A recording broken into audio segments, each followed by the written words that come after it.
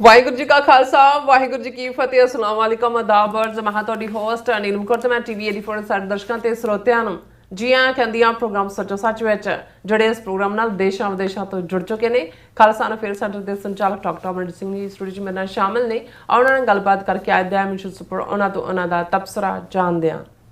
ਜੀ ਡਾਕਟਰ ਸਾਹਿਬ ਵਾਹਿਗੁਰੂ ਜੀ ਕਾ ਖਾਲਸਾ ਵਾਹਿਗੁਰੂ ਜੀ ਕੀ ਫਤਿਹ।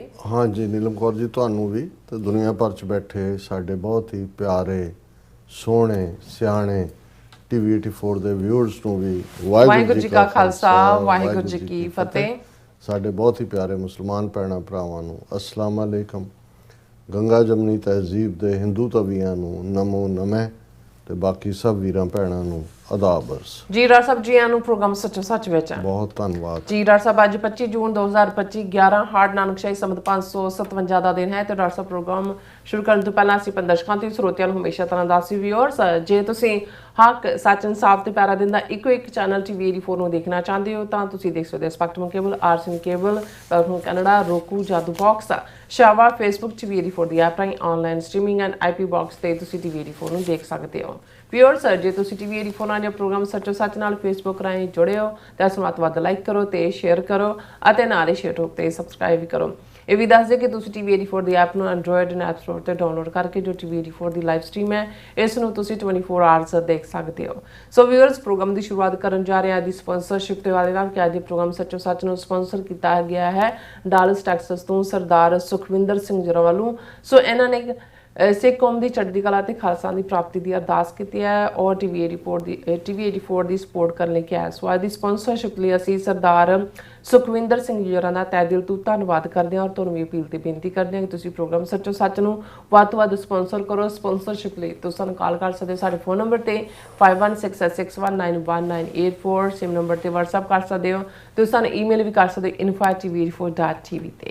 ਸੋ ਵਿਊਅਰਸ ਪਹਿਲੇ ਸੈਗਮੈਂਟ ਦੇ ਵਿੱਚ ਆਪਾਂ ਗੱਲਬਾਤ ਕਰਨ ਜਾ ਰਹੇ ਹਾਂ ਕਿ ਮੀਡੀਆ ਰਿਪੋਰਟਾਂ ਅਨੁਸਾਰ ਨਿਊਯਾਰਕ ਦੇ ਮੇਅਰ ਦੀ ਚੋਣ ਲਈ ਹੋਈ ਡੈਮੋਕ੍ਰੇਟਾਂ ਦੀ ਜਿਹੜੀ ਪ੍ਰਾਇਮਰੀ ਚੋਣ ਵਿੱਚ ਜ਼ੋਰਾਨ ਮੰਦਾਨੀ ਜਿੱਤ ਕੇ ਪਹਿਲੇ ਨੰਬਰ ਤੇ ਆਏ ਹਨ। ਸੋ ਨਵੰਬਰ ਵਿੱਚ ਮੇਅਰ ਦੀ ਚੋਣ ਲਈ ਵੋਟਾਂ ਪੈਣੀਆਂ ਹਨ ਔਰ ਨਿਊਯਾਰਕ ਇੱਕ ਡੈਮੋਕ੍ਰੈਟਿਕ ਸਟੇਟ ਹੋਣ ਕਰਕੇ ਮੰਦਾਨੀ ਦਾ ਮੇਅਰ ਬਣਨਾ ਲਗਭਗ ਤੈਅ ਹੈ।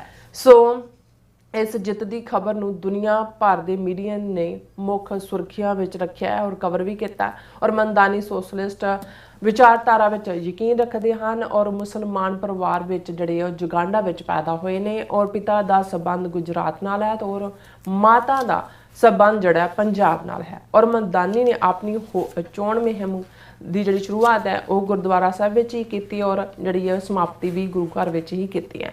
ਸੋ ਮੋਦੀ ਦੀਆਂ ਹਿੰਦੂਤਵੀ ਨੀਤੀਆਂ ਦੇ ਉਹ ਸਖਤ ਵਿਰੋਧੀ ਨੇ। ਉਹ ਮੋਦੀ ਨੂੰ ਵਾਰ ਕ੍ਰਿਮੀਨਲ ਕਹਿੰਦੇ ਨੇ ਔਰ ਅਸੈਂਬਲੀਮੈਨ ਹੁੰਦਿਆਂ ਉਹਨਾਂ ਨੇ 9 ਹੋਰ ਨੂੰ ਨਾਲ ਲੈ ਕੇ ਟ੍ਰਾਂਸਲੇਟਰ ਪ੍ਰੈਸ਼ਨ ਨੂੰ ਜਿਹੜਾ ਉਹ ਉਹਨਾਂ ਨੇ ਗਵਰਨਰ ਨੂੰ ਇੱਕ ਜਿਹੜਾ ਪੱਤਰ ਵੀ ਲਿਖਿਆ ਹੈ। ਸੋ ਇਸ ਬਾਰੇ ਆਪਾਂ ਗੱਲਬਾਤ ਕਰਨ ਜਾ ਰਹੇ ਹਾਂ। ਸੋ ਅਸੀਂ ਚਾਹਾਂਗੇ ਕਿ ਤੁਸੀਂ ਇਸੇ ਤਰ੍ਹਾਂ ਬਣੇ ਰਹਿਣਾ ਦੇਖਣ ਸੁਣ ਲਈ ਤੁਹਾਡਾ ਸਭ ਦਾ ਬਹੁਤ ਬਹੁਤ ਧੰਨਵਾਦ। ਜੀ ਰਾਜ ਸਾਹਿਬ ਕੀ ਕਹਿਣਾ ਚਾਹੋਗੇ? ਸਭ ਤੋਂ ਪਹਿਲਾਂ ਤਾਂ ਅੱਜ ਦੇ ਪ੍ਰੋਗਰਾਮ ਨੂੰ ਸਪਾਂਸਰ ਕਰਨ ਲਈ ਅਸੀਂ ਵੀਰ ਸੁਖਵਿੰਦਰ ਸਿੰਘ ਡਾਲਸ ਟੈਕਸਸ ਉਹਨਾਂ ਦਾ ਸ਼ੁਕਰੀਆ ਅਦਾ ਕਰਦੇ ਹਾਂ ਜੀ। ਸੁਖਵਿੰਦਰ ਸਿੰਘ ਖੁਦ ਮੀਡੀਆ ਦੇ ਵਿੱਚ ਲੰਬਾ ਵਕਤ ਉਹਨਾਂ ਨੇ ਸਰਵ ਕੀਤਾ ਹੈ। ਵਾਇਸ ਆਫ ਖਾਲਸਾ ਰੇਡੀਓ ਬਾਅਦ ਦੇ ਵਿੱਚ ਟੀਵੀ ਵੀ ਔਰ ਹੁਣ ਵੀ ਉਹ ਗਰਾਊਂਡ ਲੈਵਲ ਦੇ ਉੱਤੇ ਜੁੜੇ ਹੋਏ ਨੇ।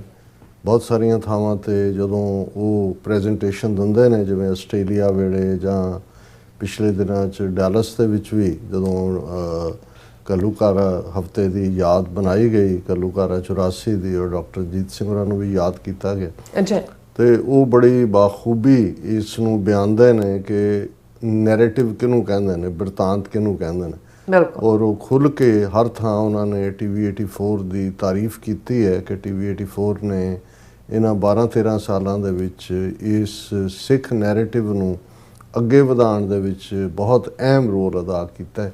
ਸਾਡੇ ਨਾਲ ਬਹੁਤ ਪਿਆਰ ਕਰਦੇ ਨੇ, ਹਮਦਰਦੀ ਪੰਥ ਦੇ ਨਾਲ ਕਿਰਤ ਕਰਨ ਵਾਲੇ ਜਿਹੜੇ ਵੀਰ ਭਾਵੇਂ ਕੋਈ ਟਰੱਕ 'ਤੇ ਨੇ ਜਾਂ ਦੂਸਰੀ ਕਿਰਤ ਕਰਦੇ ਨੇ ਇਹਦੇ ਬਾਵਜੂਦ ਜਿਹੜੇ ਪੰਥਕ ਕਾਰਜਾਂ ਲਈ ਵਕਤ ਵੀ ਕੱਢਦੇ ਨੇ ਆਪਣੇ ਦਸਵੰਧ ਨੂੰ ਵੀ ਇਸਤੇਮਾਲ ਕਰਦੇ ਨੇ ਉਹਨਾਂ ਦੇ ਅੱਗੇ ਸਿਰ ਝੁਕਦਾ ਹੈ ਔਰ ਇਹ ਮੈਂ ਹੋਰ ਮੇਰੇ ਕੋਲ ਅਲਫਾਜ਼ ਨਹੀਂ ਨੇ ਕਿਉਂਕਿ ਸੁਖਵਿੰਦਰ ਸਿੰਘ ਸਾਡੇ ਇੱਕ ਪਿਲਰ ਵਾਂਗ ਨੇ ਔਰ ਪਰਸਨਲੀ ਕਿਉਂਕਿ ਡਾਕਟਰ ਰਣਜੀਤ ਉਹਨਾਂ ਨਾਲ ਵੀ ਉਹਨਾਂ ਦਾ ਬਹੁਤ ਪਿਆਰ ਸੀ ਔਰ ਛੋਟੇ ਭਰਾਵਾਂ ਵਾਂਗ ਉਹ ਆਪਣੇ ਆਪ ਨੂੰ ਬੜਾ ਅਦਨਾ ਰੱਖ ਕੇ ਹੀ ਕੋਈ ਗੱਲ ਕਰਦੇ ਨੇ ਔਰ ਕਹਿਣਗੇ ਕਿ ਸਾਡੀ ਹਿੰਮਤ ਨਹੀਂ ਪੈਂਦੀ ਵੀ ਅਸੀਂ ਤੁਹਾਨੂੰ ਕੋਈ ਸੁਝਾਅ ਦੇ ਸਕੀਏ। ਇਹ ਹਿਊਮਿਲਿਟੀ ਹੁੰਦੀ ਹੈ ਔਰ ਇਹੀ ਹਿਊਮਿਲਿਟੀ ਅਸਲ ਦੇ ਵਿੱਚ ਅਸਲੀ ਸਟਰੈਂਥ ਵੀ ਹੈ ਔਰ ਅਸੀਂ ਵੀਰ ਸੁਖਵਿੰਦਰ ਸਿੰਘ ਹੋਰਾਂ ਦਾ ਸ਼ੁਕਰੀਆ ਅਦਾ ਕਰਦੇ। ਅੱਜ ਸਾਡੀ ਲੀਡ ਖਬਰ ਉਹ ਹੈ ਜਿਹੜੀ ਸੱਚਮੁੱਚ ਹੀ ਦੁਨੀਆ ਦੇ ਮੀਡੀਆ ਦੀ ਲੀਡ ਖਬਰ ਹੈ। ਤੁਸੀਂ BBC ਤੋਂ CNN ਤੋਂ ਲੈ ਕੇ ਭਾਰਤ ਦੇ ਮੀਡੀਆ ਨੂੰ ਵੀ ਦੇਖੋ। ਹੁਣ ਸ਼ਹਿਰ ਤਾਂ ਬਹੁਤ ਨੇ, ਸ਼ਹਿਰਾਂ ਦੇ ਮੇਅਰ ਵੀ ਬਹੁਤ ਬਣਦੇ ਨੇ, ਵੱਡੇ ਵੱਡੇ ਸਰਪੰਚ ਵੀ ਬਣਦੇ ਨੇ, ਲੇਕਿਨ ਨਿਊਯਾਰਕ ਇੱਕ ਸ਼ਹਿਰ ਨਹੀਂ ਹੈ, ਨਿਊਯਾਰਕ ਇੱਕ ਮੁਲਕ ਹੈ। ਕਿਉਂਕਿ ਆਲਮੋਸਟ 9 ਮਿਲੀਅਨ ਦੀ ਆਬਾਦੀ, 90 ਲੱਖ ਦੀ, ਤੇ ਜੇ ਦੁਨੀਆ ਦੇ ਵੱਡੇ ਮੁਲਕਾਂ ਦੀ ਇਕਨੋਮੀ ਨੂੰ ਕਹਿਣਾ ਹੋਏ ਤਾਂ ਨਿਊਯਾਰਕ 9ਵੇਂ ਨੰਬਰ ਦੇ ਉੱਤੇ ਆਉਂਦਾ ਹੈ ਉਸ ਇਕਨੋਮੀ ਦੇ ਲਿਹਾਜ਼ ਨਾਲ ਵੀ। ਯਾਨੀ ਇਹ ਹੈ ਕਿ ਜਿੰਨੀ ਸਾਰੇ ਭਾਰਤ ਦੀ ਇਕਨੋਮੀ ਹੈ ਉਸ ਦਾ 3/4 ਕੱਲਾ ਨਿਊਯਾਰਕ ਦੇ ਕੋਲ ਹੈ। ਇਸ ਲਈ ਨਿਊਯਾਰਕ ਦਾ ਗਵਰਨਰ ਔਰ ਨਿਊਯਾਰਕ ਦਾ ਮੇਅਰ ਦੋਨੋਂ ਹੀ ਕਿਸੇ ਮੁਲਕ ਦੇ ਪ੍ਰਾਈਮ ਮਿਨਿਸਟਰ ਔਰ ਪ੍ਰੈਜ਼ੀਡੈਂਟ ਤੋਂ ਘੱਟ ਨਹੀਂ ਹੁੰਦੇ। ਜਿਵੇਂ UK ਦਾ ਜਦੋਂ ਜ਼ਿਕਰ ਹੋਏਗਾ ਤਾਂ ਲੰਡਨ ਦਾ ਜ਼ਿਕਰ ਹੁੰਦਾ ਹੈ ਕਿਉਂਕਿ ਲੰਡਨ ਉਹਨਾਂ ਦੀ ਤਹਿਜ਼ੀਬੀ ਕੈਪੀਟਲ ਹੈ। ਔਰ ਜੇ ਲੰਡਨ ਦਾ ਮੇਅਰ ਹੁਣ UK ਦੇ ਵਿੱਚ ਔਰ ਖ਼ਾਸ ਤੌਰ 'ਤੇ ਲੰਡਨ 'ਚ ਬਹੁਤ ਵੱਡੀ ਗਿਣਤੀ ਦੇ ਵਿੱਚ ਹੁਣ ਜਿਹੜਾ ਹੈ ਜਦੋਂ ਪੋਪੂਲੇਸ਼ਨ ਦਾ ਅਸੀਂ ਹਾਲ ਦੇਖਦੇ ਹਾਂ, ਪਰ ਜਦੋਂ ਲੰਡਨ ਦਾ ਮੇਅਰ ਇੱਕ ਪਾਕਿਸਤਾਨੀ ਮੂਲ ਦੇ ਮੁਸਲਮਾਨ ਨੇ ਉਸ ਅਹੁਦੇ ਦੇ ਉੱਤੇ ਆਪਣੀ ਥਾਂ ਬਣਾਈ ਔਰ ਕਾਮਯਾਬੀ ਦੇ ਨਾਲ ਦੁਬਾਰਾ ਵੀ ਚੁਣਿਆ ਗਿਆ ਤਾਂ ਇੱਕ ਬਹੁਤ ਵੱਡੀ ਖਬਰ ਬਣੀ। ਕਿਉਂਕਿ ਇਹ ਹੁੰਦਾ ਹੈ ਕਿ ਵੀ ਜਿਹੜਾ UK ਦੀ ਤਹਿਜ਼ੀਬ ਵੈਸਟਰਨ ਸਿਵਲਾਈਜੇਸ਼ਨ ਦੇ ਵਿੱਚ ਵੀ ਜਦੋਂ ਤੁਸੀਂ ਕ੍ਰਿਸਚੀਅਨਿਟੀ ਦਾ ਪ੍ਰਭਾਵ ਦੇਖਦੇ ਹੋ, ਅਲਟੀਮੇਟਲੀ ਕਹਿਣ ਨੂੰ ਜੋ ਮਰਜ਼ੀ ਕਹੋ, ਅਲਟੀਮੇਟਲੀ ਇਹ ਵੈਸਟਰਨ ਸਿਵਲਾਈਜੇਸ਼ਨ ਕ੍ਰਿਸਚੀਅਨ ਸਿਵਲਾਈਜੇਸ਼ਨ ਹੀ ਹੈ। ਉਹਦੇ 'ਚ ਜਦੋਂ ਕੋਈ ਨੌਨ ਵਾਈਟ ਮਜ਼ਹਬ ਡਿਫਰੈਂਟ ਔਰ ਬਾਹਰੋਂ ਆ ਕੇ ਜਿਹੜਾ ਫਸਟ ਜਨਰੇਸ਼ਨ ਸੈਕੰਡ ਜਨਰੇਸ਼ਨ ਹੋਏ ਇੰਨੇ ਵੱਡੇ ਅਹੁਦੇ ਤੇ ਪਹੁੰਚੇ ਤੇ ਜ਼ਾਹਰ ਹੈ ਵੀ ਇੱਕ ਵਾਰ ਤਾਂ ਆਈਬ੍ਰੋਜ਼ ਉੱਠਦੇ ਨੇ। ਕਾਬਲੀਅਤ ਦੀ ਗੱਲ ਵੀ ਆਪਣੀ ਥਾਂ ਹੈ, ਲੇਕਿਨ ਇਹ ਉਹਨਾਂ ਸ਼ਹਿਰਾਂ ਦੇ ਬਾਕੀ ਉਸ ਲੋਕਾਂ ਦੀ ਬਿਊਟੀ ਨੂੰ ਵੀ ਦਰਸਾਉਂਦਾ ਹੈ ਕਿ ਮੈਰਿਟੋਕ੍ਰੇਸੀ ਜਾਂ ਮੈਰਿਟ ਜਿਹੜੀ ਹੈ ਉਹ ਕ੍ਰਾਈਟੇਰੀਆ ਹੈ। ਹਾਲ ਤਾਂ ਹੁਣ ਇਹ ਹੈ ਕਿ ਜਦੋਂ Sonia Gandhi almost prime minister ਬਣ ਗਈ ਸੀ, ਉਹਨੂੰ ਪਾਰਟੀ ਨੂੰ ਜਿਹੜਾ ਉਹ ਮੈਜੋਰਟੀ ਦੇ ਨੇੜੇ ਤੇੜੇ ਵੋਟਾਂ ਮਿਲੀਆਂ ਤੇ ਕਿਵੇਂ ਹਿੰਦੂ ਤਵੀਆਂ ਨੇ ਜਿਹੜੇ ਬਾਹਰ ਆ ਕੇ ਬੜੇ ਭਾਰਤ ਨੂੰ ਜਮਹੂਰੀਅਤ ਦੀ ਮਾਂ ਤੇ ਫਲਾਣਾ ਤੇ ਢਿਮਕਾ ਕਹਿੰਦੇ ਨੇ, ਉਹਨਾਂ ਨੇ ਵਾਵੇਲਾ ਖੜਾ ਕਰ ਦਿੱਤਾ ਹਿੰਦੂ ਤਵੀਆਂ ਨੇ। ਸੁਸ਼ਮਾ ਸਵਰਾਜ ਹੁਣ ਤਾਂ ਇਸ ਦੁਨੀਆ ਤੋਂ ਚਲੀ ਗਈ, ਉਹਨੇ ਕਿਹਾ ਜੇ ਸੋਨੀਆ ਗਾਂਧੀ ਪ੍ਰਾਈਮ ਮਿਨਿਸਟਰ ਬਣੀ ਤੇ ਮੈਂ ਆਪਣਾ ਸਿਰ ਮੁੰਡਵਾ ਦਿਆਂਗੀ, ਮੈਂ ਧਰਨੇ ਤੇ ਬਹਿ ਜਾਵਾਂਗੀ, ਮੈਂ ਫਲਾਣਾ ਢਿਮਕਾ। ਮੁਲਕ ਭਰ ਦੇ ਵਿੱਚ ਇਵੇਂ ਸੀ ਕਿ ਵੀ ਦੰਗੇ ਫਸਾਦ ਹੋ ਜਾਣਗੇ ਤੇ ਉਸ ਇਟਾਲੀਅਨ ਮੂਲ ਦੀ ਬੀਬੀ ਨੇ ਜਿਹੜੀ ਉਹ ਅਦਰਵਾਈਜ਼ ਇੰਦਰਾ ਗਾਂਧੀ ਉਹਨੂੰ ਨੂੰਹ ਬਣਾ ਕੇ ਲਿਆਈ ਔਰ ਭਾਰਤ ਦੀ ਬੇਟੀ ਕਰਕੇ ਉਹਨੂੰ ਸੰਬੋਧਨ ਕੀਤਾ ਜਾਂਦਾ ਸੀ, ਉਹਨੂੰ ਵਿਦਡਰਾ ਕਰਨਾ ਪਿਆ ਕਿ ਭਾਈ ਇਹ ਤਾਂ ਰਾਈਟਿੰਗ ਹੋ ਜਾਏਗੀ ਮੁਲਕ ਦੇ ਵਿੱਚ। ਔਰ ਉਹਨੇ ਫਿਰ ਮਨਮੋਹਨ ਸਿੰਘ ਦਾ ਨਾਮ ਪ੍ਰਪੋਜ਼ ਕੀਤਾ ਹੈ। ਔਰ ਪਰ ਦੂਸਰੇ ਪਾਸੇ ਜਿਨ੍ਹਾਂ ਇਹ ਸਿਵਲਾਈਜੇਸ਼ਨਸ ਨੂੰ ਮੈਟੀਰੀਅਲਿਸਟ ਦੇ ਦੂਜੇ ਤੀਜੇ ਕਹਿੰਦੇ ਨੇ, ਉਹਦੀ ਇਹ ਬਿਊਟੀ ਹੈ ਕਿ ਜੇ ਲੰਡਨ ਦਾ ਮੇਅਰ ਇੱਕ ਮੁਸਲਮਾਨ ਹੈ, ਜਿਹਦੇ ਫਾਦਰ ਪਾਕਿਸਤਾਨ ਤੋਂ ਆਏ, ਉੱਥੇ ਬੱਸ ਚਲਾਉਂਦੇ ਸੀ ਲੰਡਨ ਦੇ ਵਿੱਚ, ਤੇ ਇਹ ਇੱਕ ਖੂਬਸੂਰਤੀ ਹੈ ਜਿਹੜੀ ਨਿਊਯਾਰਕ ਦੇ ਹਵਾਲੇ ਨਾਲ ਕਹਿ ਰਿਹਾ ਮੈਂ, ਕਿਉਂਕਿ ਨਿਊਯਾਰਕ ਤਾਂ economy wise power wise America ਦੇ ਵਿੱਚ ਵੀ ਬਹੁਤ ਅਹਿਮੀਅਤ ਰੱਖਦਾ ਹੈ। ਔਰ ਦੂਸਰਾ ਜਿਹੜੀ ਤੁਸੀਂ ਹਾਲਾਤ ਦੇਖ ਰਹੇ ਹੁੰਦੇ ਹੋ ਕਿ ਇਸ ਵੇਲੇ ਇੱਕ ਪਾਸੇ ਸੋਸਾਇਟੀ ਦੇ ਵਿੱਚ ਇੱਕ ਪੋਲਰਾਈਜੇਸ਼ਨ ਹੈ, ਪੋਲਰਾਈਜੇਸ਼ਨ ਵੀ ਇਸ ਲੈਵਲ ਦੀ ਕਿ ਪ੍ਰੈਜ਼ੀਡੈਂਟ ਟਰੰਪ ਦੇ ਆਉਣ ਤੋਂ ਬਾਅਦ ਜਦੋਂ ਅਸੀਂ ਇੱਕ ਪਾਸੇ ਐਂਟੀ ਇਮੀਗ੍ਰੈਂਟ ਸੈਂਟੀਮੈਂਟ ਕਿਸ ਲੈਵਲ ਤੇ ਹੈ, ਇਲੀਗਲ ਇਮੀਗ੍ਰੈਂਟਸ ਦਾ ਆਪਣੀ ਥਾਂ ਤੇ, ਪਰ ਉਹ ਸਾਰਾ ਕੈਂਪੇਨ ਇਸ ਇਸ਼ੂ ਦੇ ਉੱਤੇ ਰਨ ਹੋਇਆ ਔਰ ਹੇਟ ਕ੍ਰਾਈਮਸ ਵਧੇ ਹੋਏ ਨੇ, ਅਨਸਟੇਬਿਲਿਟੀ ਹੈ। ਔਰ ਦੂਸਰੇ ਪਾਸੇ ਜੇ ਇੱਕ ਬਾਹਰੋਂ ਆਇਆ, ਕਿਉਂਕਿ ਜਿਨ੍ਹਾਂ ਦਾ ਜ਼ਿਕਰ ਅਸੀਂ ਜ਼ੋਰਾਨ ਮਮਦਾਨੀ ਦਾ ਕਰ ਰਹੇ ਹਾਂ, ਜਿਨ੍ਹਾਂ ਨੇ ਪ੍ਰਾਇਮਰੀ ਇਲੈਕਸ਼ਨ ਜਿਹੜੀ ਕੱਲ ਵੋਟਾਂ ਪਈਆਂ, ਵੋਟਾਂ ਤਾਂ ਪਹਿਲਾਂ ਵੋਟਿੰਗ ਬਾਈ ਮੇਲ ਦੂਜੀ ਹੁੰਦੀ ਹੈ, ਪਰ ਕੱਲ ਓਪਨ ਵੋਟਿੰਗ ਸੀ, ਸ਼ਾਮ ਤੱਕ ਪਈਆਂ ਔਰ ਉਹਨਾਂ ਦਾ ਮੁਕਾਬਲਾ ਸਾਬਕਾ ਗਵਰਨਰ ਨਿਊਯਾਰਕ ਦੇ ਮਿਸਟਰ ਕਿਊਮੋ, ਜਿਨ੍ਹਾਂ ਨੂੰ ਸੈਕਸ਼ੂਅਲ ਜਿਹੜਾ ਟਰਪੀਚੂਡ ਮੋਰਲ ਟਰਪੀਚੂਡ ਕਰਕੇ ਰਿਜ਼ਾਈਨ ਕਰਨਾ ਪਿਆ ਸੀ ਗਵਰਨਰ ਦੇ ਅਹੁਦੇ ਤੋਂ, ਔਰ ਹੁਣ ਉਹ ਮੇਅਰ ਦੇ ਲਈ ਜਿਹੜੇ ਉਮੀਦਵਾਰ ਸਨ ਉਹਨਾਂ ਨੂੰ ਸਕੇਅਰਲੀ ਬੀਟ ਕਰਕੇ ਉਹਨਾਂ ਨੇ ਡੈਮੋਕ੍ਰੈਟਿਕ ਪਾਰਟੀ ਦੀ ਜਿਹੜੀ ਪ੍ਰਾਇਮਰੀ ਹੈ ਉਸ ਨੂੰ ਜਿੱਤਿਆ। ਔਰ ਕਿਉਂਕਿ ਨਿਊਯਾਰਕ ਬੇਸਿਕਲੀ ਇੱਕ ਡੈਮੋਕ੍ਰੈਟਿਕ ਸਟੇਟ ਹੈ, ਚੋਣਾਂ ਤਾਂ ਜੇ ਮੇਅਰ ਦੀਆਂ ਨਵੰਬਰ 'ਚ ਹੋਣੀਆਂ, ਇਹ ਪ੍ਰਾਇਮਰੀ ਵਿਨ ਕੀਤੀ ਆ ਉਹਨਾਂ ਨੇ। ਲੇਕਿਨ ਇਹ ਸਰਟਨ ਹੈ ਕਿਉਂਕਿ ਕੋਈ ਹੋਰ ਇਸ ਕਿਸਮ ਦਾ ਨਾ ਵਾਪਰ ਜਾਏ ਕਿ ਭਾਈ ਅਦਰਵਾਈਜ਼ ਮੈਜੋਰਿਟੀ ਜਿਹੜੀ ਵੋਟ ਹੁੰਦੀ ਹੈ ਉਹ ਪਾਰਟੀ ਲਾਈਨ ਤੇ ਪੈਂਦੀ ਹੈ। ਔਰ ਮਿਸਟਰ ਮਮਦਾਨੀ ਦਾ ਜਿਹੜਾ ਮੇਅਰ ਬਣਨਾ ਆਲਮੋਸਟ ਯਕੀਨੀ ਹੈ। ਹੁਣ ਇਹ ਕਿਉਂ ਇੰਨੀ ਵੱਡੀ ਖਬਰ ਬਣੀ, ਔਰ ਇਹਦੇ 'ਚ ਵੀ ਕੋਈ ਸ਼ੱਕ ਨਹੀਂ ਹੈ ਕਿ ਪਹਿਲੇ ਪੀਰੀਅਡ ਦੇ ਵਿੱਚ ਤਾਂ ਕੋਈ ਸੀਰੀਅਸਲੀ ਲੈ ਵੀ ਨਹੀਂ ਸੀ ਰਿਹਾ ਕਿ ਵੀ ਮਮਦਾਨੀ ਨੂੰ ਕਿਹਨੇ ਵੋਟ ਪਾਉਣੀ ਹੈ। ਇੱਕ ਮੁਸਲਮਾਨ, ਇੱਕ ਉੱਥੋਂ ਯੁਗਾਂਡਾ ਤੋਂ ਆਇਆ ਹੋਇਆ, ਔਰ ਇੱਥੇ ਤਾਂ ਇੰਨੀ ਪਾਵਰਫੁਲ ਸਟਰੋਂਗ ਲੌਬੀ ਜੂਇਸ਼ ਕਮਿਊਨਿਟੀ ਜਿਹੜੀ ਜੇ ਇਜ਼ਰਾਈਲ ਤੋਂ ਬਾਅਦ ਕਹਿਣਾ ਹੋਏ ਤਾਂ ਸਭ ਤੋਂ ਪਾਵਰਫੁਲ ਲੌਬੀ ਨਿਊਯਾਰਕ ਦੇ ਵਿੱਚ ਹੈ ਜਿਊਜ਼ ਦੀ। ਫਿਰ ਕਾਲਿਆਂ ਦਾ ਹੈੱਡਕੁਆਰਟਰ ਹਾਰਲਮ ਵਗੈਰਾ, ਜਿੱਥੇ ਮਿਸਟਰ ਕਿਊਮੋ ਔਰ ਦੂਜਿਆਂ ਦਾ ਬੜਾ ਸਟਰੋਂਗ ਹੋਲਡ, ਸਪੈਨਿਸ਼ ਕਮਿਊਨਿਟੀ ਔਰ ਅਦਰਵਾਈਜ਼ ਜਿਹੜੀ ਹੈ ਬਾਕੀ ਡਾਈਵਰਸ, ਕਿਉਂਕਿ ਨਿਊਯਾਰਕ ਦੁਨੀਆ ਦਾ ਇਹ ਕਹਿਣਾ ਹੋਏ ਕਿ ਇੱਕ ਉਹ ਮੋਜ਼ੇਕ ਹੈ, ਜਿਵੇਂ ਉਹਦੇ ਅੱਡ ਅੱਡ ਰੰਗ ਹੁੰਦੇ ਨੇ ਇਵੇਂ ਇਹਦੀ ਇੱਕ ਖੂਬਸੂਰਤੀ ਹੈ। ਔਰ ਪਰ ਜਿਸ ਤੇਜ਼ੀ ਦੇ ਨਾਲ ਮਮਦਾਨੀ ਨੇ ਇਸ ਆਪਣੇ ਕੈਂਪੇਨ ਨੂੰ ਰਨ ਕੀਤਾ, ਔਰ ਮਮਦਾਨੀ ਐਸਟੋਰੀਆ ਔਰ ਇਸ ਸਾਰੇ ਏਰੀਏ ਤੋਂ ਸਿਟਿੰਗ ਅਸੈਂਬਲੀਮੈਨ ਨੇ, ਔਰ ਮੈਂ ਇਹ ਦੱਸਾਂਗਾ ਵੀ ਕਿਉਂਕਿ ਸਿੱਖ ਐਂਗਲ ਤੋਂ ਵੀ ਮਿਸਟਰ ਮਮਦਾਨੀ ਦਾ ਜਿੱਤਣਾ ਜਾਂ ਬਣਨਾ ਕਿਉਂ ਇੰਪੋਰਟੈਂਟ ਹੈ, ਔਰ ਕਿਵੇਂ ਜਿਹੜਾ ਸਿੱਖਾਂ ਦੇ ਨਾਲ ਵੀ ਉਹਨਾਂ ਦਾ ਕਨੈਕਸ਼ਨ ਔਰ ਉਹਦੀ ਬੋਲਡਨੈਸ ਹੈ। ਕਿਉਂਕਿ ਮਮਦਾਨੀ ਇੱਕ ਉਹ ਆਵਾਜ਼ ਹੈ ਜਿਹੜਾ ਰਿਬੈਲੀਅਨ ਦੀ ਆਵਾਜ਼ ਹੈ ਜੀ। ਇੱਕ ਪਾਸੇ ਟਰੰਪ ਦੇ ਪੀਰੀਅਡ 'ਚ ਜਾਂ ਟਰੰਪ ਈਰਾ 'ਚ ਜਿਸ ਕਿਸਮ ਦੀਆਂ ਵੈਲਿਊਜ਼ ਔਰ ਵਾਈਟ ਸੁਪਰਾਮੇਸੀ ਵਾਲਿਆਂ ਨੇ ਆਪਣੇ ਤੌਰ ਦੇ ਉੱਤੇ ਇੱਕ ਮਾਹੌਲ ਸਿਰਜਿਆ ਹੋਇਆ ਹੈ, ਔਰ ਮੇਕ ਅਮਰੀਕਾ ਗ੍ਰੇਟ ਅਗੇਨ ਜਾਂ ਦੂਸਰੇ ਦੀ ਮੁਹਿੰਮ ਦੇ ਥੱਲੇ ਬਹੁਤ ਕੁਝ ਐਸਾ ਚੱਲ ਰਿਹਾ ਜਿਹਦੇ ਅੰਡਰ ਕਰੰਟ ਬਹੁਤ ਸਾਰੇ ਦੂਸਰੀਆਂ ਕਮਿਊਨਿਟੀਜ਼ ਵਾਲੇ ਵੀ ਫੀਲ ਕਰਦੇ ਨੇ। ਉਸ ਪੀਰੀਅਡ 'ਚ ਓਪਨਲੀ ਆਪਣੇ ਆਪ ਨੂੰ ਸੋਸ਼ਲਿਸਟ, ਹਾਲਾਂ ਉਹਨਾਂ ਦੇ ਵਿਰੋਧੀ ਤਾਂ ਉਹਨਾਂ ਨੂੰ ਕਮਿਊਨਿਸਟ ਹੀ ਕਹਿੰਦੇ ਨੇ, ਇੱਕ ਸੋਸ਼ਲਿਸਟ ਵਿਚਾਰਧਾਰਾ, ਔਰ ਜਿਹੜੇ ਮਮਦਾਨੀ ਨੇ ਲੋਕਾਂ ਦੇ ਸਾਹਮਣੇ ਏਜੰਡੇ ਰੱਖੇ ਕਿ ਵੀ ਉਹ ਕੀ ਕਰੇਗਾ। ਕਿਉਂਕਿ ਇੱਕ ਪਾਸੇ ਰੇਸਿਜ਼ਮ ਜਾਂ ਕਮਿਊਨਿਟੀ ਵਾਈਜ਼ ਜਾਂ ਐਥਨੀਸਿਟੀ ਵਾਈਜ਼ ਤੁਹਾਡੀ ਅਪੀਲ ਹੁੰਦੀ ਹੈ, ਪਰ ਮਮਦਾਨੀ ਨੇ ਇਹ ਕਹੋ ਵੀ ਜਿਹੜੀ ਯੰਗਰ ਜਨਰੇਸ਼ਨ ਹੈ, ਔਰ ਇਹਦੇ 'ਚ ਕੋਈ ਸ਼ੱਕ ਨਹੀਂ ਹੈ ਕਿ ਵੀ 3 ਗੁਣਾ ਜ਼ਿਆਦਾ ਵੋਟਾਂ ਪਈਆਂ ਕੱਲ੍ਹ ਪ੍ਰਾਇਮਰੀ ਦੇ ਵਿੱਚ, ਔਰ ਉਹਨਾਂ ਦੇ ਵਿੱਚ ਬਹੁਤ ਵੱਡੀ ਗਿਣਤੀ ਦੇ ਵਿੱਚ ਯੰਗਸਟਰਸ।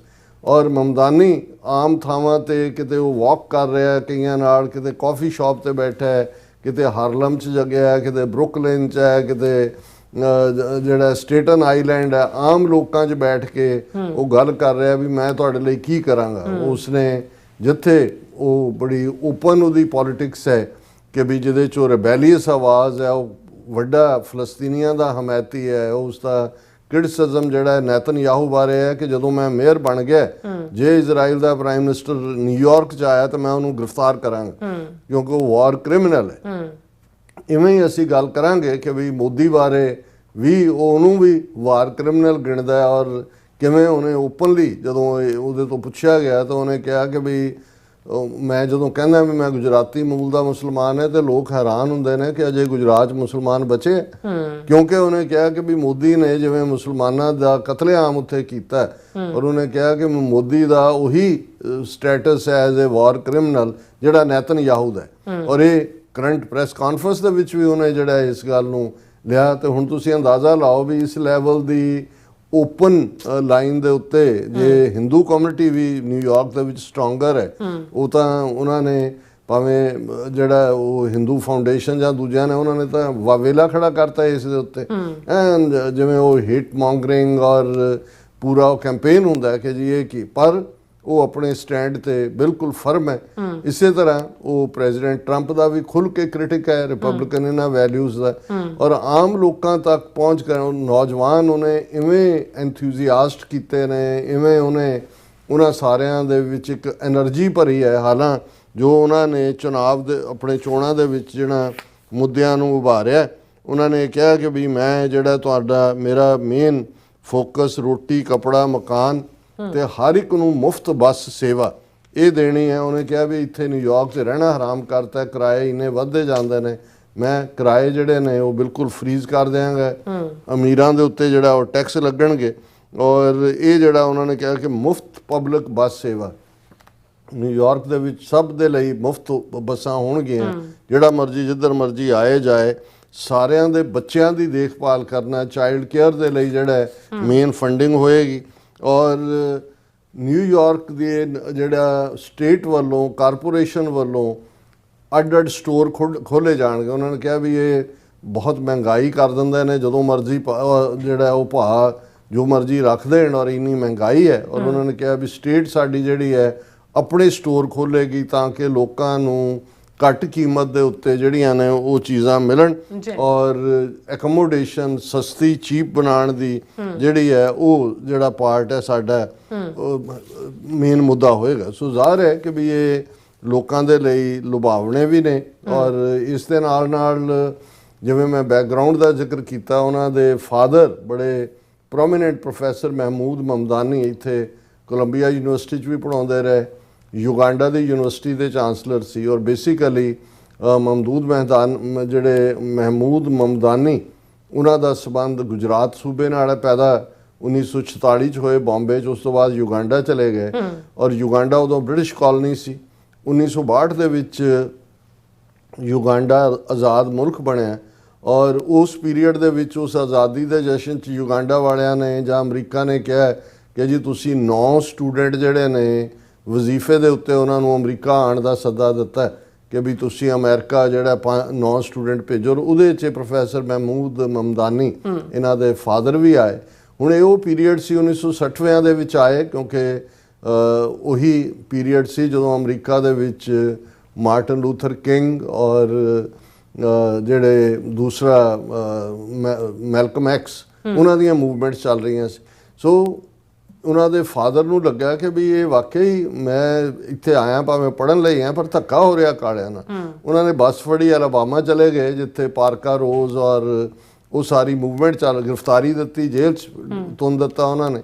ਤੇ ਜੇਲ੍ਹ 'ਚੋਂ ਉਹਨਾਂ ਨੇ ਆਪਣੀ ਐਮਬੈਸੀ ਨੂੰ ਕਾਲ ਕੀਤਾ ਯੂਗਾਂਡਾ ਵਾਲਿਆਂ ਨੂੰ ਕਿ ਵੀ ਮੈਂ ਤਾਂ ਇੱਥੇ ਜੇਲ੍ਹ 'ਚ ਫਸਿਆ, ਮੈਨੂੰ ਕਢਾਓ। ਉਹਨੇ ਕਿਹਾ ਤੁਹਾਨੂੰ ਪੜ੍ਹਨ ਭੇਜਿਆ ਸੀ, ਤੂੰ ਉੱਥੇ ਜਾ ਕੇ ਕੀ ਕਰ ਰਿਹਾ? ਉਹਨੇ ਕਿਹਾ ਜੀ ਮੈਂ ਤਾਂ ਇਹ ਸਾਰਿਆਂ ਨਹੀਂ ਗਿਆ ਕਿ ਵੀ ਮੈਂ ਇਹ ਲੋਕਾਂ ਦੇ ਨਾਲ ਧੱਕਾ ਹੋਏ। ਸੋ ਇਹ ਜਿਹੜੀ ਫੈਮਿਲੀ ਬੈਕਗਰਾਉਂਡ ਹੁੰਦੀ ਹੈ ਬਹੁਤ ਇੰਪੋਰਟੈਂਟ ਹੁੰਦੀ ਹੈ। ਸੋ ਫਾਦਰ ਨੇ ਇੱਥੇ ਆਪਣੀ ਥਾਂ ਬਣਾਈ, ਔਰ ਉਹਨਾਂ ਦੀ ਮਦਰ ਜਿਹੜੀ ਦੀਪਾ ਨਾਇਰ, ਇਹ ਪੰਜਾਬੀ ਮੂਲ ਦੀ ਬੀਬੀ ਹੈ, ਔਰ ਦੀਪਾ ਨਾਇਰ ਫਿਲਮ ਡਾਇਰੈਕਸ਼ਨ ਦੇ ਲਈ ਜਾਣੀ ਜਾਂਦੀ ਹੈ। ਬਹੁਤ ਅੱਛੀਆਂ ਫਿਲਮਾਂ 2-3 ਜਿਹੜੀਆਂ ਨੇ, ਉਹਨਾਂ 'ਚ ਇੱਕ ਸ਼ੁਰੂ ਦੇ ਵਿੱਚ ਜਿਹੜੀ ਦੀਪਾ ਨਾਇਰ ਦੀ ਕਾਫੀ ਪਪੂਲਰ ਮਿਸਿਸਿਪੀ ਮਸਾਲਾ ਹੈ, ਤਾਂ ਮਸਾਲਾ ਫਿਲਮ ਹੀ ਸੀ, ਲੇਕਿਨ ਉਸ ਤੋਂ ਬਾਅਦ ਮੈਨੂੰ ਦੇਖਣ ਦਾ ਮੌਕਾ ਨਹੀਂ ਮਿਲਿਆ। ਲੇਕਿਨ 2 ਹੋਰ ਫਿਲਮਾਂ ਜਿਹੜੀਆਂ ਨੇ, ਜਿਹੜੀਆਂ ਉਹਨਾਂ ਨੇ ਉਹ ਸਾਰੇ ਸੱਭਿਆਚਾਰ ਜਿਹੜਾ ਈਸਟ ਦਾ ਵੈਸਟ ਦਾ ਇਹਦੇ ਕੰਪੈਰੀਜ਼ਨ 'ਚ ਕੀਤੇ। ਸੋ ਮੁੱਢਲੇ ਤੌਰ 'ਤੇ ਮਿਸਟਰ ਮਮਦਾਨੀ, ਜੋਹਰਾਨ ਮਮਦਾਨੀ ਦਾ ਜਨਮ ਯੂਗਾਂਡਾ ਦੇ ਵਿੱਚ ਹੀ ਹੋਇਆ, ਔਰ ਅਮਰੀਕਨ ਸਿਟੀਜ਼ਨਸ਼ਿਪ ਮਿਲਦਿਆਂ ਚਿਰ ਲੱਗਾ। ਪੜ੍ਹਾਈ ਇੱਥੇ ਕੀਤੀ, ਆ ਕੇ ਹਾਇਰ ਐਜੂਕੇਸ਼ਨ ਹੈ, ਔਰ ਉਸ ਸਾਰੇ ਤੋਂ ਬਾਅਦ ਉਹਨਾਂ ਨੇ ਸਿਆਸਤ ਵੱਲ ਰੁਖ ਕੀਤਾ। ਆਲਰੇਡੀ ਅਸੈਂਬਲੀਮੈਨ ਨੇ ਸਿਟਿੰਗ, ਔਰ ਇਹ ਬੈਕਗਰਾਉਂਡ ਦੇ ਥੱਲੇ ਅਸੀਂ ਦੇਖਦੇ ਹਾਂ ਕਿ ਵੀ ਜਿਵੇਂ ਮਿਸਟਰ ਮਮਦਾਨੀ ਨੇ ਵੀ ਖੁੱਲ੍ਹ ਕੇ ਜਿਹੜਾ ਉਹ ਫਲਸਤੀਨੀ ਸਟੇਟ ਜਦੋਂ ਪੜ੍ਹਦੇ ਵੀ ਸੀ, ਉਦੋਂ ਵੀ ਉਹਨਾਂ ਨੇ ਫਲਸਤੀਨੀਆਂ ਦੇ ਹੱਕ 'ਚ ਆਵਾਜ਼ ਚੁੱਕੀ, ਪ੍ਰੋਟੈਸਟ ਕੀਤੇ ਦੂਜੇ ਤੀਜੇ, ਔਰ ਖੁੱਲ੍ਹੇ ਆਮ ਜਿਵੇਂ ਉਹਨਾਂ ਦਾ ਸਟੈਂਡ ਹੈ ਪਬਲਿਕਲੀ, ਡਿਬੇਟ, ਆਮ ਲੋਕਾਂ 'ਚ ਬਹਿਣਾ, ਆਮ ਲੋਕਾਂ ਦੇ ਮਸਲਿਆਂ ਨੂੰ ਸੁਣਨਾ। ਹੁਣ ਇਹ ਉਹਨਾਂ ਦੀ ਬੈਕਗਰਾਉਂਡ ਹੈ। ਹੁਣ ਇਸ ਲੈਵਲ ਦੇ ਉੱਤੇ ਨਿਊਯਾਰਕ ਵਰਗੇ ਸ਼ਹਿਰ 'ਚ ਇੱਕ, ਔਰ ਕੋਈ ਬਾਕੀ ਤਾਂ ਜਿਹੜੇ ਨੇ ਵੱਡੇ ਵੱਡੇ ਕੈਂਡੀਡੇਟ ਜਿਵੇਂ ਕਿਊਮੋ ਹੈ ਜਿਹੜਾ ਗਵਰਨਰ ਹੈ, ਇਹਨਾਂ ਨੂੰ ਤਾਂ 10-10 ਮਿਲੀਅਨ ਦੂਜੇ ਇਲੈਕਸ਼ਨ ਲੜਨ ਦੇ ਲਈ ਗ੍ਰਾਂਟਸ। ਇੱਥੇ ਕਾਮਨ ਬੰਦਿਆਂ ਨੇ, ਕਾਮਨ ਬੱਚੇ ਬੱਚੀਆਂ ਨੇ ਜਿਹਨਾਂ 'ਚ ਪੋਪੂਲਰ ਹੈ ਯੰਗਸਟਰ, ਜਿਨ੍ਹਾਂ ਨੂੰ ਇਹ ਹੈ ਕਿ ਭਾਈ ਇਨਸਾਨੀਅਤ ਸਾਡੇ ਲਈ ਵੱਡੀ, ਉਹਨਾਂ ਨੇ ਸਮਾਲ ਅਮਾਊਂਟ ਕੰਟਰੀਬਿਊਟ ਕੀਤੇ, ਜਿਹੜੀ ਦੇ ਥੱਲੇ ਇਲੈਕਸ਼ਨ ਕੈਂਪੇਨ ਰਨ ਹੋਇਆ। ਔਰ ਅਜੇ ਪੂਰੀਆਂ ਵੋਟਾਂ ਵੀ ਨਹੀਂ ਸੀ ਗਿਣੀਆਂ ਗਈਆਂ ਕਿ ਕਿਊਮੋ ਨੇ ਸਰੈਂਡਰ ਕਰਤਾ, ਉਹਨੇ ਕਿਹਾ ਜੀ ਮੈਂ ਹਾਰ ਮੰਨ ਲਈ, ਔਰ ਇਹ 8-10% ਦੇ ਫਰਕ ਦੇ ਨਾਲ ਜਿਹੜਾ ਕਿਊਮੋ ਨੂੰ ਡਿਫੀਟ ਕੀਤਾ। ਹੁਣ ਜਿਵੇਂ ਅਸੀਂ ਕਿਹਾ ਵੀ ਨਵੰਬਰ ਦੇ ਮਹੀਨੇ 'ਚ ਰਿਪਬਲਿਕਨ ਕੈਂਡੀਡੇਟ ਹੋਏਗਾ, ਪਰ ਉਹਦੇ ਚਾਂਸਿਸ ਨਹੀਂ ਹੈ। ਇਹ ਵੀ ਕਿਹਾ ਜਾਂਦਾ ਕਿ ਕਿਊਮੋ ਸ਼ਾਇਦ ਹੁਣ, ਕਿਉਂਕਿ ਪ੍ਰਾਇਮਰੀ ਡੈਮੋਕ੍ਰੈਟਿਕ ਨੋਮੀਨੇਸ਼ਨ ਤਾਂ ਉਹਨੇ ਲੂਜ਼ ਕੀਤੀ ਹੈ, ਉਹ ਜਿਹੜਾ ਐਜ਼ ਏ ਇੰਡੀਪੈਂਡੈਂਟ ਆਏ। ਹਾਲਾਂ ਉਸ ਦੀਆਂ ਕੋਈ ਬਹੁਤੀਆਂ ਸੰਭਾਵਨਾਵਾਂ ਨਹੀਂ ਨੇ, ਔਰ ਜਿਸ ਲੈਵਲ ਦੇ ਉੱਤੇ ਮਮਦਾਨੀ ਦੀ ਸਪੋਰਟ ਹੈ ਇਸ ਵੇਲੇ ਆਲਮੋਸਟ 99.9% ਇਹ ਹੈ ਕਿ ਮਮਦਾਨੀ ਨੇ ਮੇਅਰ ਬਣਨਾ ਹੀ ਬਣਨਾ। ਹੁਣ ਉਹ ਮੇਅਰ ਬਣਨਾ ਕਿੰਨੀ ਵੱਡੀ ਤਬਦੀਲੀ ਕਰੇਗਾ। ਹਾਲਾਂ ਜਦੋਂ ਕਿਊਮੋ ਕਰ ਰਿਹਾ ਸੀ ਉਹਨੇ ਕਿਹਾ ਜੀ ਇਹ ਤਾਂ ਇੰਨਾ ਕੁ ਰੈਵੋਲੂਸ਼ਨਰੀ, ਤੇ ਇਹ ਤਾਂ ਸਿੱਧਾ ਟਰੰਪ ਨੂੰ ਟੱਕਰ ਲੈਣ ਵਾਲਾ ਤੇ ਪੂਰਾ ਸਟੈਂਡ ਲੈਣ ਵਾਲਾ ਵੀ ਨਿਊਯਾਰਕ ਦੀ ਡਿਵੈਲਪਮੈਂਟ ਰੁਕ ਜਾਏਗੀ, ਕੋਈ ਹੋਰ ਹੋਏਗਾ ਅਜੇ। ਕਿਉਂਕਿ ਜਦੋਂ ਅਸੀਂ ਦੇਖਦੇ ਹਾਂ ਵੀ ਜਿਹੜੇ ਇਨਕਨਵੀਨੀਐਂਟ ਹੁੰਦੇ ਨੇ, ਜਿਨ੍ਹਾਂ ਨੂੰ ਤੁਸੀਂ ਡੀਪ ਸਟੇਟ ਕਹੋ ਜਾਂ ਇੱਕ ਸਰਟਨ ਲੌਬੀਜ਼ ਨੇ ਹਰ ਥਾਂ ਦੇ ਉੱਤੇ, ਵੈਸਟਡ ਇੰਟਰਸਟ, ਦੂਜੇ ਤੀਜੇ ਉਹਨਾਂ ਦੇ ਆਪਣੇ ਕੀ ਪਾਰਟ ਹੁੰਦੇ ਨੇ, ਉਹ ਕੋਈ ਐਸਾ ਕਾਰਾ ਨਾ ਕਰ ਦੇਣ ਕਿ ਅਦਰਵਾਈਜ਼ ਜਿਹੜਾ ਇਹ ਇੱਕ ਹਿਸਟਰੀ ਦੇ ਵਿੱਚ, ਦੁਨੀਆ ਦੀ ਹਿਸਟਰੀ 'ਚ ਔਰ ਅੱਜ ਦੇ ਕਰੰਟ ਪੀਰੀਅਡ 'ਚ ਅਮਰੀਕਾ ਦੀ ਸਭ ਤੋਂ ਅਹਿਮ ਸਟੇਟ ਦਾ ਮੇਅਰ ਇੱਕ ਉਹ ਇਨਸਾਨ ਜਿਸ ਇੱਕ ਪਾਸੇ ਇਸਲਾਮੋਫੋਬੀਆ ਫੈਲਾਇਆ ਹੋਇਆ ਹੈ, ਇੱਕ ਪਾਸੇ ਜਿਹੜਾ ਐਂਟੀ ਇਮੀਗ੍ਰੈਂਟ ਸੈਂਟੀਮੈਂਟ ਹੈ, ਇੱਕ ਪਾਸੇ ਵੱਡੇ ਵੱਡੇ ਕੈਪੀਟਲਿਸਟ ਬਿਲੀਅਨੇਅਰ, ਕੋਈ ਐਲਨ ਮਸਕ ਆ ਗਿਆ, ਕੋਈ ਦੂਜਾ ਆ ਗਿਆ, ਉਹ ਸ਼ੋਅ ਰਨ ਕਰ ਰਹੇ ਨੇ। ਤੇ ਇੱਥੇ ਕਾਮਨਰ ਲੋਕਾਂ ਦੀ ਰਿਪਰੈਜ਼ੈਂਟੇਸ਼ਨ ਦੇ ਨਾਲ ਉਸ ਦਾ ਅੱਗੇ ਆਉਣਾ ਜਿਹੜਾ ਉਹ ਆਪਣੇ ਆਪ ਦੇ ਵਿੱਚ ਅਹਿਮੀਅਤ ਰੱਖਦਾ। ਹੁਣ ਮੈਂ ਇਸ ਪਾਰਟ ਨੂੰ ਵੀ ਸਾਡੇ ਲਈ, ਜਿੱਥੇ ਇੱਕ ਇਹ ਫਖਰ ਵਾਲੀ ਗੱਲ ਹੈ ਨਿਊਯਾਰਕ ਸ਼ਹਿਰ ਦੇ ਲਈ, ਨਿਊਯਾਰਕ ਸਟੇਟ ਦੇ ਲਈ, ਕਿ ਇਸ ਲੈਵਲ ਦਾ ਜਿਹੜਾ ਬੰਦਾ ਹੈ ਉਹ ਚੁਣਿਆ ਜਾ ਰਿਹਾ। ਔਰ ਇਹਦੇ 'ਚ ਠੀਕ ਹੈ ਕਿ ਵੀ ਜਦੋਂ ਅਸੀਂ ਨਿਊਯਾਰਕ ਸਟੇਟ ਦੀ ਗੱਲ ਕਰਦੇ ਹਾਂ, ਜਦੋਂ ਤੇ ਨਿਊਯਾਰਕ ਸਟੇਟ ਕੈਪੀਟਲ ਨਿਊਯਾਰਕ ਦੀ ਐਲਬਨੀ ਹੈ, ਔਰ ਨਿਊਯਾਰਕ ਸਿਟੀ ਦੇ ਅਸੀਂ 5 ਬੋਰੋਜ਼ ਦੀ ਗੱਲ ਕਰਦੇ ਹਾਂ, ਮੇਅਰ ਉਸ ਲੈਵਲ ਦੇ ਉੱਤੇ ਹੈ। ਹੁਣ ਇਹ ਵੀ ਕਿਊਮੋ ਦਾ ਕਹਿਣਾ ਸੀ ਕਿ ਜੀ ਗਵਰਨਰ ਦੇ ਨਾਲ ਤਾਂ ਟੱਕਰ ਹੋਏਗੀ ਕਿਉਂਕਿ ਗਵਰਨਰ ਇੱਕ ਡਿਫਰੈਂਟ ਲੈਵਲ ਤੇ, ਔਰ ਦੂਸਰਾ ਲੇਕਿਨ ਇਸ ਲੈਵਲ ਦੇ ਉੱਤੇ ਨਿਊਯਾਰਕ ਮੇਅਰ ਦਾ ਜਿਹੜਾ ਆਪਣਾ ਰੁਤਬਾ ਹੈ, ਆਪਣੀ ਥਾਂ ਹੈ ਜਦੋਂ ਅਸੀਂ ਗੱਲ ਕਰਦੇ ਹਾਂ, ਕਿਉਂਕਿ ਮੇਨ ਡਿਸੀਜਨ ਮੇਕਿੰਗ ਵੱਡਾ ਕਮਰਸ਼ੀਅਲ ਸਾਰਾ, ਜੇ ਹੁਣ ਮੈਨਹਟਨ ਹੈ ਕਮਰਸ਼ੀਅਲ ਹੱਬ ਹੈ, ਉਹ ਸਾਰੀ ਨਿਊਯਾਰਕ ਸਿਟੀ ਉਹਦੇ ਮੇਅਰ ਦੇ ਉਸ ਪਾਰਟ 'ਚ ਆਉਂਦੀ। ਔਰ 9/11 ਵੇਲੇ ਮੈਂ ਦੇਖਦਾ ਵੀ ਜਦੋਂ 9/11 ਹੋਇਆ, ਮੇਅਰ ਰੂਡੀ ਜੁਲਿਆਨੀ ਸੀ, ਔਰ ਕਿੰਨੀ ਅਹਿਮੀਅਤ ਹੁੰਦੀ ਹੈ। ਰੂਡੀ ਜੁਲਿਆਨੀ ਨੇ ਇੱਕਦਮ ਜਿਹੜੀ ਆ ਉਹ ਵਰਕਰਸ ਵਾਲੇ ਪਹਿਰਾਵਾ ਪਹਿਨਿਆ, ਉਸ ਕਿਸਮ ਦਾ ਹੈਟ, ਔਰ ਨਿਊਯਾਰਕ ਦੇ ਸਾਰੇ ਗੁਰਦੁਆਰਿਆਂ, ਮੰਦਰਾਂ, ਮਸੀਤਾਂ ਦੇ ਬਾਹਰ ਪੁਲਿਸ ਤਾਇਨਾਤ ਕਰ ਦਿੱਤੀ, ਕੋਈ ਹਿੱਟ ਨਾ ਹੋਏ। ਔਰ ਲੀਡਰਸ਼ਿਪ ਜਿਹਨੂੰ ਕਹਿੰਦੇ ਨੇ ਲੀਡਿੰਗ ਫਰਮ ਦਾ ਫਰੰਟ, ਬਹੁਤ ਵੱਡੀ ਗੱਲ ਸੀ। ਔਰ ਉਹੀ ਰੂਡੀ ਜੁਲਿਆਨੀ ਮੁੜ ਕੇ ਜਿਹੜਾ ਅਟਰਨੀ ਜਨਰਲ ਵੀ ਬਣਿਆ, ਔਰ ਇੱਕ ਸਟੇਜ ਤੇ ਜਿਹੜਾ ਉਹ ਪ੍ਰੈਜ਼ੀਡੈਂਸ਼ੀਅਲ ਹੋਪਫੁਲ ਵੀ ਪ੍ਰਾਇਮਰੀ 'ਚ ਵੀ ਲੱਗਦਾ ਸੀ, ਬਟ ਬਾਅਦ ਦੇ ਵਿੱਚ ਉਹ ਥੋੜ੍ਹਾ ਵਿਵਾਦਾਂ ਦੇ ਵਿੱਚ ਘਿਰ ਗਿਆ। ਸੋ ਮੈਂ ਇਹ ਦੱਸਣਾ ਚਾਹੁੰਦਾ ਕਿ ਨਿਊਯਾਰਕ ਦਾ ਮੇਅਰ ਹੋਣਾ ਔਰ ਨਿਊਯਾਰਕ ਸਟੇਟ ਦਾ ਗਵਰਨਰ ਹੋਣਾ, ਇਹ ਦੋ ਬੜੇ ਪਾਵਰਫੁਲ ਅਹੁਦੇ ਨੇ। ਔਰ ਮਮਦਾਨੀ ਨੇ ਅਸੈਂਬਲੀਮੈਨ ਹੁੰਦੇ ਆ। ਹੁਣ ਜਦੋਂ ਇੱਕ ਪਾਸੇ ਤਾਂ ਉਸ ਦਾ ਹਿਊਮਨ ਰਾਈਟਸ ਦੇ ਉੱਤੇ ਇਸ਼ੂ ਬੜਾ ਕਲੀਅਰ ਹੈ, ਉਹ ਨੇਤਨਯਾਹੂ ਨੂੰ ਔਰ ਮੋਦੀ ਨੂੰ ਦੋਨਾਂ ਨੂੰ ਹੀ ਉਹ ਵਾਰ ਕ੍ਰਿਮੀਨਲ ਕਹਿੰਦਾ, ਔਰ ਦੂਸਰਾ ਟਰਾਂਸਨੈਸ਼ਨਲ ਰਿਪਰੈਸ਼ਨ। ਜਦੋਂ ਟਰਾਂਸਨੈਸ਼ਨਲ ਰਿਪਰੈਸ਼ਨ ਦਾ ਮੁੱਦਾ, ਔਰ ਮੈਂ ਟੁਵਰਡਸ ਦਾ ਐਂਡ ਸਾਡੀ ਟੈਕਨੀਕਲ ਟੀਮ ਨੇ ਉਹ ਦੋਨੋਂ ਵੀਡੀਓਜ਼ ਕੱਢੀਆਂ ਹੋਈਆਂ ਨੇ। ਇੱਕ ਜਿਹੜੀ ਪ੍ਰੈਸ ਕਾਨਫਰੰਸ 'ਚ ਇਹਨੂੰ ਪੁੱਛਿਆ ਜਾਂਦਾ ਹੈ ਮਮਦਾਨੀ ਨੂੰ ਮੋਦੀ ਬਾਰੇ ਕਿ ਜੀ ਜੇ ਮੋਦੀ ਆਏ ਮੈਡੀਸਨ ਸਕੇਅਰ ਦੇ ਵਿੱਚੋਂ ਐਡਰੈਸ ਕਰੇ ਤਾਂ ਬਾਅਦ 'ਚ ਪ੍ਰੈਸ ਕਾਨਫਰੰਸ ਤੁਹਾਡੇ ਨਾਲ ਜੁਆਇੰਟ ਕਰਨਾ ਚਾਹੇ ਤਾਂ ਤੁਸੀਂ ਕੀ ਕਰੋਗੇ। ਔਰ ਉਹਦੇ 'ਚ ਉਹਨੇ ਕਿਹਾ ਕਿ ਵੀ ਬਿਲਕੁਲ ਇਹ ਵਾਰ ਕ੍ਰਿਮੀਨਲ ਹੈ ਜੋ ਕੁਛ ਗੁਜਰਾਤ ਦੇ ਵਿੱਚ ਕੀਤਾ, ਔਰ ਜੋ ਚੱਲ ਰਿਹਾ ਰਿਪਰੈਸ਼ਨ ਹੈ, ਮੈਂ ਬਿਲਕੁਲ ਪ੍ਰੈਸ ਕਾਨਫਰੰਸ ਦੀ ਕੋਈ ਲਾਈਨ ਉਹਦੇ ਨਾਲ ਨਹੀਂ ਹੋਏਗੀ।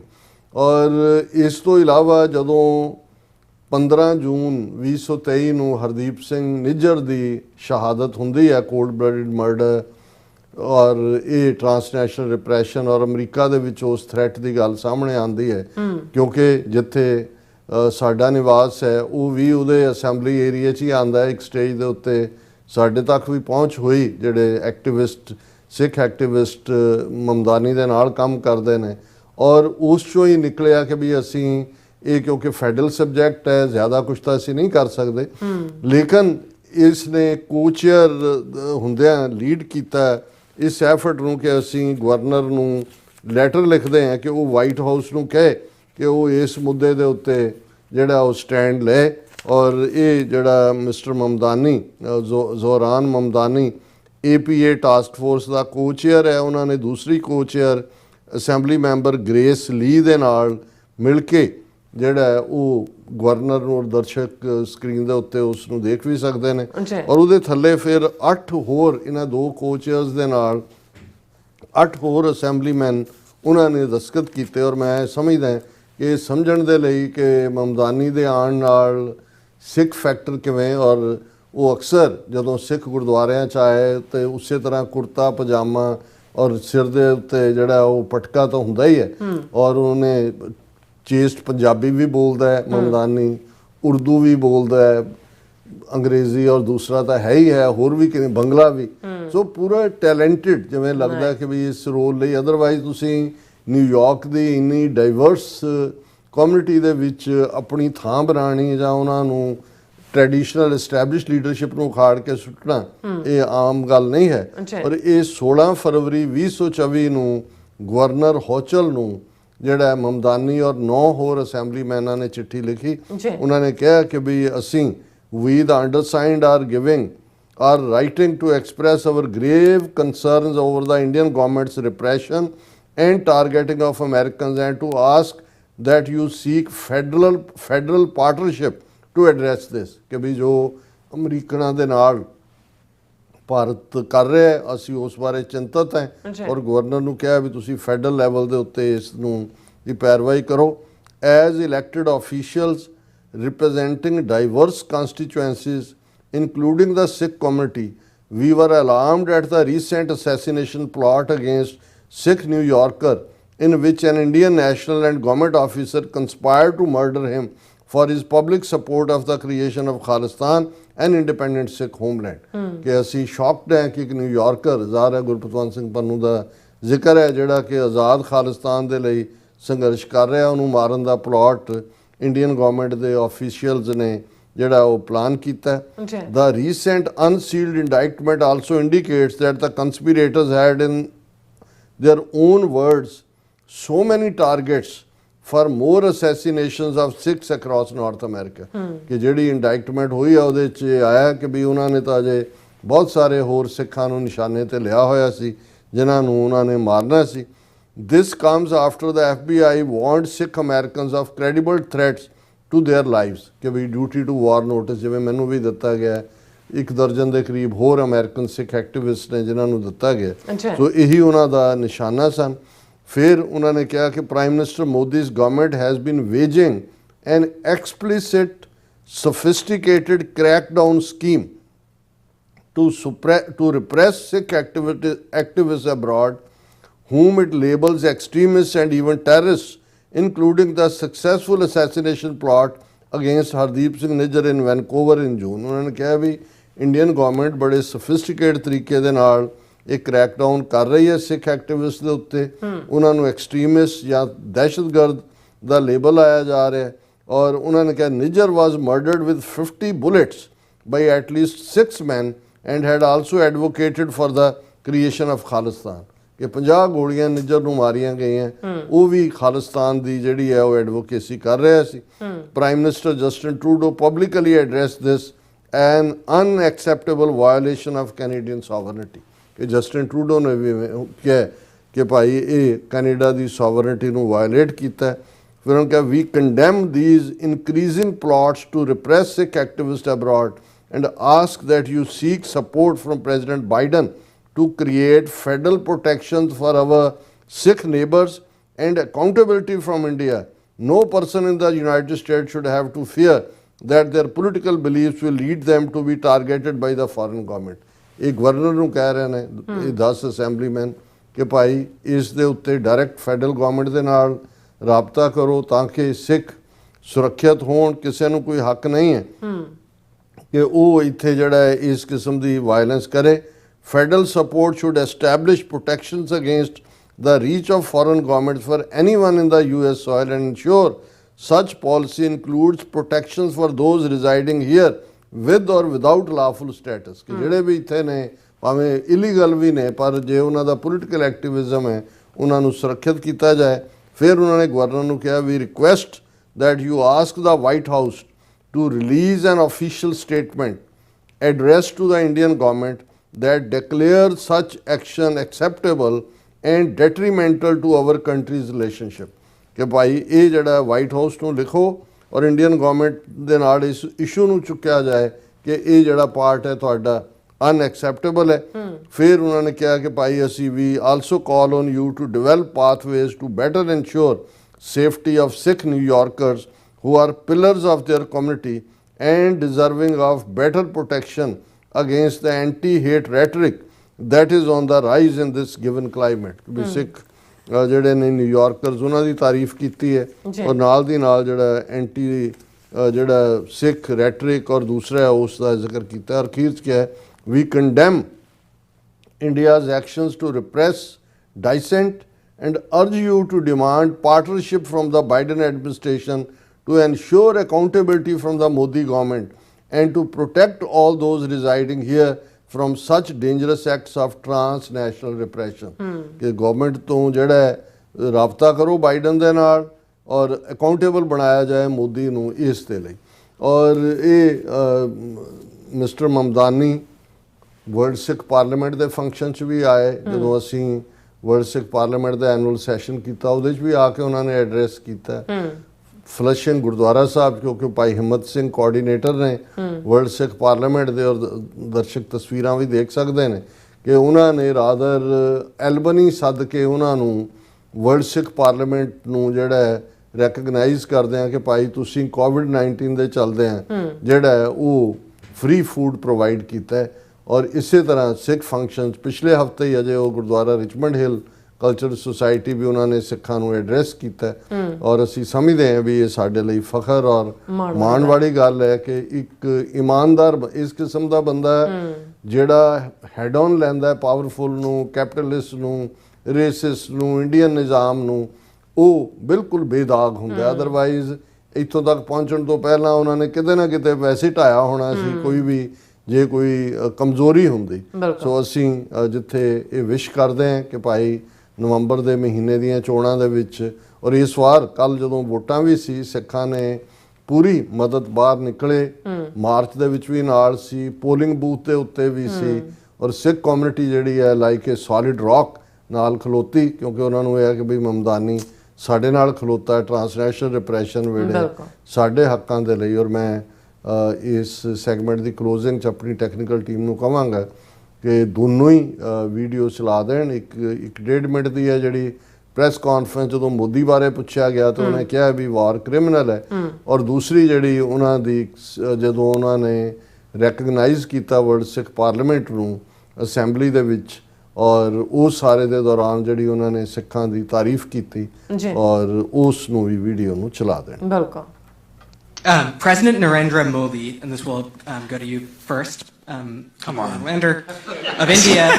I was supposed to get Netanyahu, and he was supposed to get Modi. Didn't you even get the memo? You all get all of them. So Modi is holding a rally in Madison Square Garden. He wants to hold a joint press conference with you afterwards, reaffirming the strong bond between India and New York. Do you agree to the event?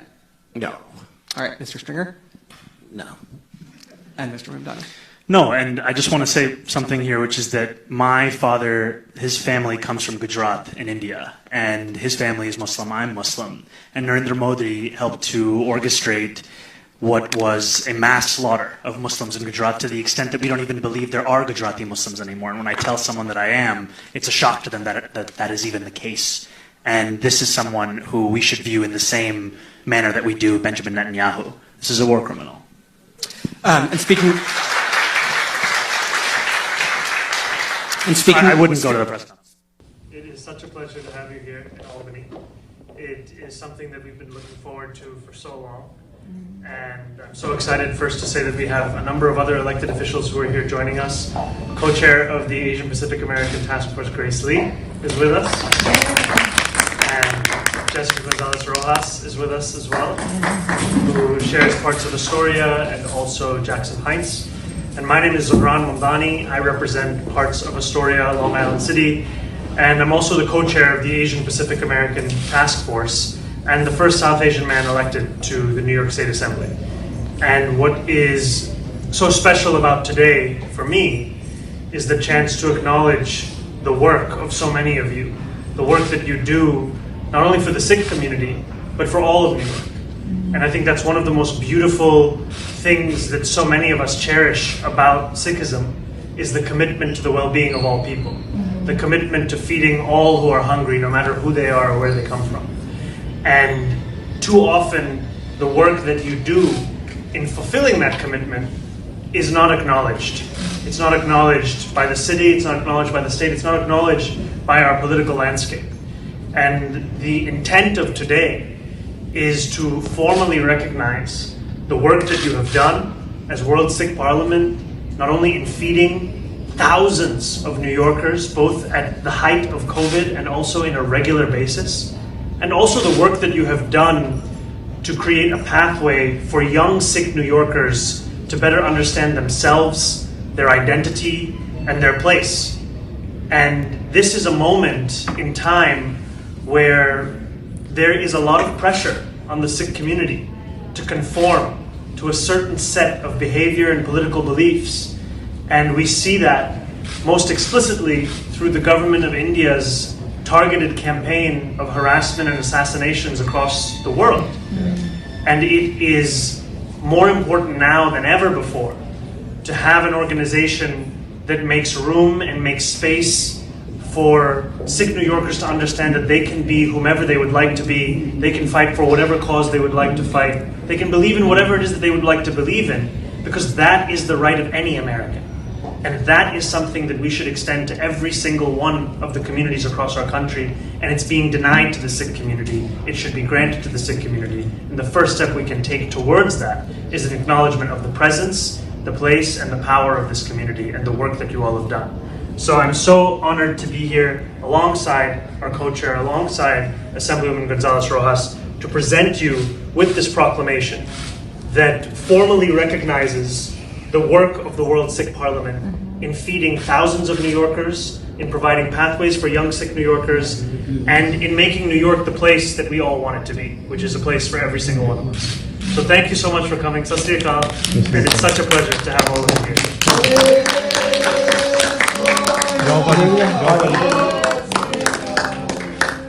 Thank you, Jay.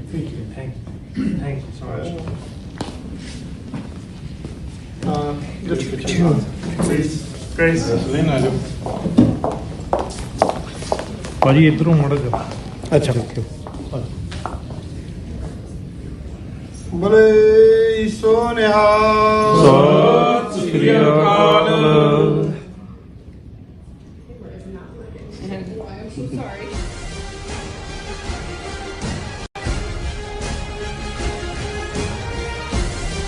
ਤਪਤ ਕੜਾ ਬੁਝ ਗਿਆ ਗੁਰ ਸੀਤਲ ਨਾਮ ਦਿਓ। ਵਾਹਿਗੁਰੂ ਜੀ ਕਾ ਖਾਲਸਾ ਵਾਹਿਗੁਰੂ ਜੀ ਕੀ ਫਤਿਹ। ਸ਼ਹੀਦਾਂ ਦੇ ਸਿਰਤਾਜ ਸ਼ਾਂਤੀ ਦੇ ਪੁੰਜ ਭਾਣੇ ਦੀ ਮੂਰਤ ਧੰਨ ਸਾਹਿਬ ਸ੍ਰੀ ਗੁਰੂ ਅਰਜਨ ਦੇਵ ਸੱਚੇ ਪਾਤਸ਼ਾਹ ਜੀ ਤਿਨਾਂ ਦੇ ਸ਼ਹੀਦੀ ਦਿਹਾੜਿਆਂ ਨੂੰ ਸਮਰਪਿਤ Sikh Center of New York Inc Gurdwara Sahib Flushing ਅਤੇ ਕੁਈਨ ਵਿਲੇਜ ਵੱਲੋਂ ਟਰਾਈ ਸਟੇਟ ਦੀਆਂ ਸਮੂਹ ਸਿੱਖ ਸੰਗਤਾਂ, ਗੁਰਦੁਆਰਾ ਸਾਹਿਬਾਨਾਂ ਦੀਆਂ ਪ੍ਰਬੰਧਕ ਕਮੇਟੀਆਂ, ਪੰਥਕ ਜਥੇਬੰਦੀਆਂ ਦੇ ਸਹਿਯੋਗ ਦੇ ਨਾਲ 28 ਜੂਨ ਦਿਨ ਸ਼ਨਿਚਰਵਾਰ ਨੂੰ ਮਹਾਨ ਨਗਰ ਕੀਰਤਨ ਦੇ ਸਮਾਗਮ ਰੱਖੇ ਗਏ ਹਨ। ਸੋ ਸਮੂਹ ਸਿੱਖ ਸੰਗਤਾਂ ਨੂੰ ਬੇਨਤੀ ਹੈ ਜੀ ਕਿ ਇਸ ਨਗਰ ਕੀਰਤਨ ਵਿੱਚ ਕੇਸਰੀ ਤੇ ਨੀਲੀਆਂ ਦਸਤਾਰਾਂ, ਕੇਸਰੀ ਤੇ ਨੀਲੇ ਦੁਪੱਟੇ ਲੈ ਕੇ ਸ਼ਰਧਾ ਭਾਵਨਾ ਦੇ ਨਾਲ ਹਾਜ਼ਰੀਆਂ ਭਰ ਕੇ ਗੁਰੂ ਘਰ ਦੀਆਂ ਖੁਸ਼ੀਆਂ ਪ੍ਰਾਪਤ ਕਰੀਏ ਜੀ। ਤਪਤ ਕੜਾ ਬੁਝ ਗਿਆ ਗੁਰ ਸੀਤਲ ਨਾਮ ਦਿਓ। ਮਰਨ ਮੁਨਸਾ ਸੂਰਿਆ ਹੱਕ ਹੈ। ਸ਼੍ਰੋਮਣੀ ਅਕਾਲੀ ਦਲ ਅੰਮ੍ਰਿਤਸਰ ਵੱਲੋਂ ਸੰਤ ਜਰਨੈਲ ਸਿੰਘ ਖਾਲਸਾ ਭਿੰਡਰਾਂਵਾਲਿਆਂ ਦੀ ਸ਼ਹਾਦਤ ਅਤੇ ਜੂਨ 1984 ਘੱਲੂਘਾਰੇ ਨੂੰ ਸਮਰਪਿਤ ਗੁਰਮਤਿ ਸਮਾਗਮ ਗੁਰਦੁਆਰਾ ਦਸ਼ਮੇਸ਼ ਦਰਬਾਰ ਸਾਹਿਬ ਟੁਲੈਰੀ ਕੈਲੀਫੋਰਨੀਆ ਵਿਖੇ 4, 5 ਅਤੇ 6 ਜੁਲਾਈ ਨੂੰ ਕਰਵਾਏ ਜਾ ਰਹੇ ਹਨ।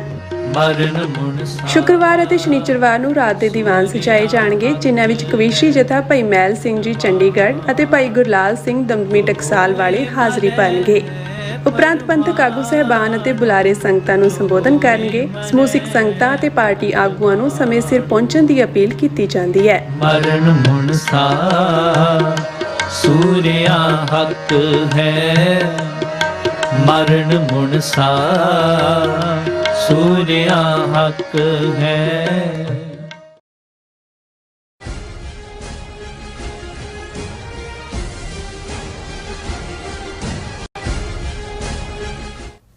Viewers welcome back to program. So viewers ਅੱਜ ਦੇ ਹਿਸਟੋਰੀਕਲ ਡੇ ਬਾਰੇ ਗੱਲਬਾਤ ਕਰਨ ਜਾ ਰਹੇ ਹਾਂ ਕਿ 25 ਜੂਨ ਦਾ ਦਿਨ ਭਾਰਤੀ ਇਤਿਹਾਸ ਵਿੱਚ ਇੰਦਰਾ ਗਾਂਧੀ ਵੱਲੋਂ ਲਾਈ ਗਈ ਐਮਰਜੈਂਸੀ ਵਜੋਂ ਜਾਣਿਆ ਜਾਂਦਾ ਹੈ। ਸੋ ਠੀਕ 50 ਵਰ੍ਹੇ ਪਹਿਲਾਂ ਇੰਦਰਾ ਗਾਂਧੀ ਨੇ 25 ਜੂਨ 1975 ਨੂੰ ਐਮਰਜੈਂਸੀ ਦਾ ਐਲਾਨ ਕਰਕੇ ਲੋਕਾਂ ਦੀਆਂ ਮੁੱਢਲੀਆਂ ਆਜ਼ਾਦੀਆਂ ਖੋਹ ਲਈਆਂ ਸਨ ਔਰ ਅੱਜ ਬਿਨਾਂ ਐਮਰਜੈਂਸੀ ਲਾਏ ਮੋਦੀ ਦੀ ਹਿੰਦੂਤਵੀ ਸਰਕਾਰ ਉਹੀ ਕਹਾਣੀ ਜਿਹੜੀ ਹੈ ਉਹ ਦੁਹਰਾ ਰਹੀ ਹੈ ਔਰ ਸਿੱਖ ਕੌਮ ਲਈ ਇਹ ਧੋਖੇ ਅਤੇ ਜ਼ੁਲਮ ਦੀ ਦਾਸਤਾਨ ਹੈ। ਸੋ ਇਸ ਬਾਰੇ ਆਪਾਂ ਗੱਲਬਾਤ ਕਰਨ ਜਾ ਰਹੇ ਹਾਂ। ਸੋ ਅਸੀਂ ਚਾਹਾਂਗੇ ਕਿ ਤੁਸੀਂ ਇਸੇ ਤਰ੍ਹਾਂ ਬਣੇ ਰਹਿਣਾ, ਦੇਖਣ ਸੁਣ ਲਈ ਲਿਖ ਲਈ। ਤੁਹਾਡਾ ਸਭ ਦਾ ਬਹੁਤ ਬਹੁਤ ਧੰਨਵਾਦ ਜੀ। ਡਾਕਟਰ ਸਾਹਿਬ ਕੀ ਕਹਿਣਾ ਚਾਹੋਗੇ? ਦੇਖੋ ਅੱਜ ਭਾਰਤ ਦੇ ਵਿੱਚ ਜਿਹੜੀ ਰੂਲਿੰਗ ਐਲੀਟ ਹੈ BJP RSS ਉਹ ਬੜੇ ਧੂਮ ਧੜਕੇ ਨਾਲ ਕਾਂਗਰਸ ਨੂੰ ਕੰਧ ਨਾਲ ਲਾਉਣ ਲਈ 50 ਸਾਲਾ ਜਿਹੜਾ ਐਮਰਜੈਂਸੀ ਇੰਦਰਾ ਗਾਂਧੀ ਦੇ ਐਲਾਨ ਦੀ ਐਨੀਵਰਸਰੀ ਹੈ ਕਿਉਂਕਿ 25 ਜੂਨ 1975 ਨੂੰ ਇੰਦਰਾ ਗਾਂਧੀ ਨੇ ਐਮਰਜੈਂਸੀ ਲਾਗੂ ਕੀਤੀ ਸੀ ਔਰ ਉਹ ਪੂਰਾ ਕਰਸ ਕਰ ਰਹੇ ਨੇ ਕਿ ਦੇਖੋ ਇੰਦਰਾ ਗਾਂਧੀ ਨੇ ਮੁੱਢਲੀਆਂ ਆਜ਼ਾਦੀਆਂ ਔਰ ਬੇਸਿਕ ਫੰਡਾਮੈਂਟਲ ਰਾਈਟਸ ਜਿਹੜੇ ਨੇ ਉਹ ਸਸਪੈਂਡ ਕਰ ਦਿੱਤੇ ਸੀ, ਡਿਕਟੇਟਰਸ਼ਿਪ ਕਰ ਦਿੱਤੀ ਸੀ ਔਰ ਅਸੀਂ ਬੜੀਆਂ ਕੁਰਬਾਨੀਆਂ ਨਾਲ ਪੂਰੀ RSS ਦੀ ਕਹਾਣੀ ਮੋਦੀ ਆਪਣਾ ਦੱਸ ਰਿਹਾ ਮੈਂ ਐਮਰਜੈਂਸੀ 'ਚ ਕਿੱਥੇ ਲੁਕਿਆ ਰਿਹਾ, ਕਦੇ ਮੈਂ ਸਿੱਖ ਬਣਿਆ, ਕਦੇ ਮੈਂ ਹਿੱਪੀ ਬਣਿਆ, ਕਦੇ ਮੈਂ ਸਾਧੂ ਬਣਿਆ। ਹਾਲਾਂਕਿ ਉਹ ਬਾਦਲ ਦੇ ਫਾਰਮ ਦੇ ਵਿੱਚ ਛੁਪ ਕੇ ਬੈਠਾ ਰਿਹਾ ਔਰ ਇਹ ਆਪਣੇ ਆਪ ਨੂੰ ਮੁਜਾਹਿਦ ਦੱਸਣ ਦੀ ਕੋਸ਼ਿਸ਼ ਹੈ। ਦੂਸਰੇ ਪਾਸੇ ਜਿਹੜਾ ਇਹ ਅਮਿਤ ਸ਼ਾਹ ਔਰ ਦੂਸਰੇ ਕਿ ਜੀ ਦੇਖੋ ਅਸੀਂ ਲੋਕਤੰਤਰ ਨੂੰ ਬਹਾਲ ਕਰ ਦਿੱਤਾ ਹੈ, ਨਹੀਂ ਤਾਂ ਜੇ ਇੰਦਰਾ ਗਾਂਧੀ ਦੀ ਐਮਰਜੈਂਸੀ ਨੂੰ ਦੇ ਖਿਲਾਫ ਅਸੀਂ ਸੰਘਰਸ਼ ਨਾ ਕਰਦੇ ਤੇ ਜਿਹੜਾ ਹੈ ਉਹ ਪਰਿਵਾਰਵਾਦ ਔਰ ਡਿਕਟੇਟਰਸ਼ਿਪ ਔਰ ਦੂਸਰਾ ਕਾਇਮ ਹੋ ਜਾਣਾ ਸੀ। ਹੁਣ ਗੱਲ ਬੇਸ਼ੱਕ ਜਦੋਂ ਵੀ ਤੁਸੀਂ ਪ੍ਰੀ 47 ਦੇ ਦੌਰ ਨੂੰ ਜਾਂ ਪੋਸਟ 47 ਸਿੱਖ ਕੌਮ ਦੀ ਕਹਾਣੀ ਤਾਂ ਧੋਖਿਆਂ ਬੇਵਫਾਈਆਂ ਔਰ ਸਾਡੀਆਂ ਮੂਰਖਤਾਈਆਂ ਦੀ ਕਹਾਣੀ ਹੈ। ਜੇ ਅਸੀਂ ਇਹ ਕਹੀਏ ਕਿ ਜੀ ਧੋਖਾ ਹੋ ਗਿਆ ਤੇ ਉਹ ਜਿਵੇਂ ਮੈਂ ਅਕਸਰ ਅੰਗਰੇਜ਼ੀ ਦਾ ਇਹ ਅਖਾਣ ਜਾਂ ਐਕਸਪ੍ਰੈਸ਼ਨ ਇਸਤੇਮਾਲ ਕਰਦਾ ਕਿ once you fool me shame on you, twice you fool me shame on me. ਇੱਕ ਵਾਰੀ ਕੋਈ ਵੀ ਤੁਸੀਂ ਕਿਸੇ ਤੇ ਇਤਬਾਰ ਕਰਦੇ ਹੋ ਧੋਖਾ ਖਾ ਸਕਦੇ ਹੋ, ਪਰ ਬਾਰ-ਬਾਰ ਜਦੋਂ ਤੁਸੀਂ ਧੋਖਾ ਖਾਂਦੇ ਹੋ ਜਾਂ ਬਾਰ-ਬਾਰ ਤੁਸੀਂ ਉਹਨਾਂ ਦਾ ਸ਼ਿਕਾਰ ਹੁੰਦੇ ਹੋ ਤੇ ਉਹ ਇੱਕ ਕਹਾਣੀ ਜਿਹੜੇ ਮੈਨੂੰ ਇੱਕ ਸੀਨੀਅਰ ਡਾਕਟਰ ਸੀ ਸਾਡੇ ਉਹਨਾਂ ਨੇ ਇੱਕ ਵਾਰ ਸੁਣਾਈ। ਉਹਨਾਂ ਨੇ ਕਿਹਾ ਕਿ ਜੀ ਜਿਹੜਾ ਉਹਨਾਂ ਨੇ ਕਿਹਾ ਜੀ ਵੀ ਤੁਹਾਨੂੰ ਪਤਾ ਹੈ ਵੀ ਗਧੇ ਨੂੰ ਗਧਾ ਕਿਉਂ ਕਹਿੰਦੇ ਨੇ? ਮੈਂ ਕਿਹਾ ਜੀ ਉਹ ਗਧਾ ਨਾਂ ਉਹਦਾ ਰੱਖਿਆ ਹੋਇਆ, ਪੰਜਾਬੀ 'ਚ ਅਸੀਂ ਖੋਤਾ ਕਹਿੰਦੇ ਹਾਂ, ਤੁਸੀਂ ਗਧਾ ਕਹਿ ਦਿੰਦੇ ਹੋ। ਤੇ ਵੈਸੇ ਇਕੱਠਾ ਵੀ ਕਈ ਵਾਰੀ ਗੁੱਸੇ 'ਚ ਕਿਸੇ ਨੂੰ ਕਹਿਣਾ ਹੋਵੇ ਖੋਤਾ ਗਧਾ ਕਹਿੰਦੇ ਨਹੀਂ, ਕਹਿੰਦੇ ਉਹਦਾ ਕਿਉਂ ਕਿਹਾ ਜਾਂਦਾ ਵੀ ਦਿਮਾਗ ਨਹੀਂ ਹੁੰਦਾ। ਉਹ ਕਹਿੰਦਾ ਜੀ ਸ਼ੇਰ ਜਿਹੜਾ ਹੈ ਉਹ ਜਦੋਂ ਕਿਸੇ ਦਾ ਸ਼ਿਕਾਰ ਕਰਦਾ ਹੈ ਤੇ ਉਹ ਉਹਦਾ ਦਿਮਾਗ ਵਾਲਾ ਪਾਸਾ ਸਿਰ ਪਹਿਲਾਂ ਖਾਂਦਾ ਦਿਮਾਗ ਵਾਲੇ ਪਾਸੇ ਨੂੰ। ਤੇ ਕਹਿੰਦਾ ਵੀ ਸ਼ੇਰ ਇੱਕ ਬੁੱਢਾ ਹੋ ਗਿਆ ਔਰ ਉਹਨੂੰ ਜਿਹੜਾ ਸ਼ਿਕਾਰ ਕਰ ਨਹੀਂ ਸੀ ਸਕਦਾ, ਲੋਮੜੀ ਉਹਦੇ ਕੋਲ ਆ ਗਈ, ਕਹਿੰਦੇ ਕੋਈ ਨਹੀਂ ਅਸੀਂ ਜਿਹੜਾ ਮੈਂ ਲੈ ਆਇਆ ਕਰਾਂਗੇ ਤੇਰੇ ਲਈ, ਚੱਲ ਮੇਰਾ ਵੀ ਵਿੱਚ ਹਿੱਸਾ ਹੋਏਗਾ, ਤੂੰ ਪਹਿਲਾਂ ਖਾ ਲਿਆ ਕਰੀ ਆਪਣਾ। ਔਰ ਕਹਿੰਦੇ ਵੀ ਉਹਨੇ ਆ ਕੇ ਜਾਨਵਰਾਂ ਦੇ ਵਿੱਚ ਘੁਮਾ ਦਿੱਤਾ ਕਿ ਵੀ ਸ਼ੇਰ ਜੀ ਸਾਡੇ ਜਿਹੜੇ ਨੇ ਉਹ ਸੰਨਿਆਸੀ ਹੋ ਗਏ ਨੇ, ਬ੍ਰਹਮ ਗਿਆਨੀ ਬਣ ਗਏ, ਉਹ ਤਾਂ ਹੁਣ ਬਿਲਕੁਲ ਕਿਸੇ ਦਾ ਕੋਈ ਨੁਕਸਾਨ ਕੋਈ ਨਹੀਂ ਹੈ ਉਹਨਾਂ ਤੋਂ, ਤਾਂ ਬਸ ਹੁਣ ਉਹਨਾਂ ਦੇ ਕੁਛ ਦਿਨ ਜ਼ਿੰਦਗੀ ਦੇ ਬਚੇ, ਆਸ਼ੀਰਵਾਦ ਲੈਣਾ ਜਿਹੜਾ ਲੈ ਲਓ। ਇਵੇਂ ਉਹ ਇੱਕ ਅੱਧੇ ਨੂੰ ਲਿਆਇਆ ਕਰੇ ਭਰਮਾ ਕੇ ਔਰ ਸ਼ੇਰ ਜੀ ਆਪਣਾ ਕੰਮ ਕਰ ਜਾਇਆ ਕਰਨ, ਫਿਰ ਅਗਲੇ ਦਿਨ ਉਹ ਜਾਨਵਰ ਤਾਂ ਗਾਇਬ। ਫਿਰ ਜਿਹੜਾ ਗਧਾ ਜਿਹੜਾ ਇੱਕ ਵਾਰੀ ਉਹਨੂੰ ਲੈ ਆਈ ਉਹ, ਔਰ ਜਿਉਂ ਹੀ ਸ਼ੇਰ ਨੇ ਉਹਦੇ ਤੇ ਝਪਟਾ ਮਾਰਨਾ ਚਾਹਿਆ ਤੇ ਗਧਾ ਦੌੜ ਗਿਆ। ਉਹਨਾਂ ਨੇ ਕਿਹਾ ਵੀ ਇਹ ਤਾਂ ਭੇਦ ਖੁੱਲ ਜਾਏਗਾ। ਤੇ ਉਹ ਲੋਮੜੀ ਉਹਦੇ ਕੋਲ ਫੇਰ ਗਈ ਕਿ ਜੀ ਇਹ ਤਾਂ ਤੈਨੂੰ ਭੁਲੇਖਾ ਲੱਗਿਆ, ਉਹ ਤਾਂ ਤੇਰੇ ਸਿਰ ਤੇ ਆਸ਼ੀਰਵਾਦ ਦੇਣਾ ਚਾਹੁੰਦਾ ਸੀ, ਪਿਆਰ ਦੇਣ ਲੱਗੇ। ਉਹ ਆ ਗਿਆ ਫਿਰ। ਹੁਣ ਸ਼ੇਰ ਨੇ ਉਹਨੂੰ ਮਾਰਿਆ, ਮਾਰ ਕੇ ਸ਼ੇਰ ਅੱਗੇ ਪਿੱਛੇ ਚਲਾ ਜਾਂਦਾ ਹੈ ਔਰ ਲੋਮੜੀ ਜਿਹੜੀ ਆ ਕਿ ਉਹ ਉਹਦਾ ਕਿਉਂਕਿ ਸ਼ੇਰ ਦਾ ਮੁੱਖ ਪਹਿਲਾਂ ਉਹਦੇ ਦਿਮਾਗ ਤੋਂ ਖਾਣਾ ਸ਼ੁਰੂ ਕਰਦਾ ਤੇ ਲੋਮੜੀ ਜਿਹੜੀ ਹੈ ਉਹਦਾ ਦਿਮਾਗ ਖਾ ਗਈ ਗਧੇ ਦਾ। ਸ਼ੇਰ ਜਦੋਂ ਆਇਆ ਉਹਨੇ ਦੇਖਿਆ ਵੀ ਉਹ ਤਾਂ ਖਾਲੀ ਹੈ।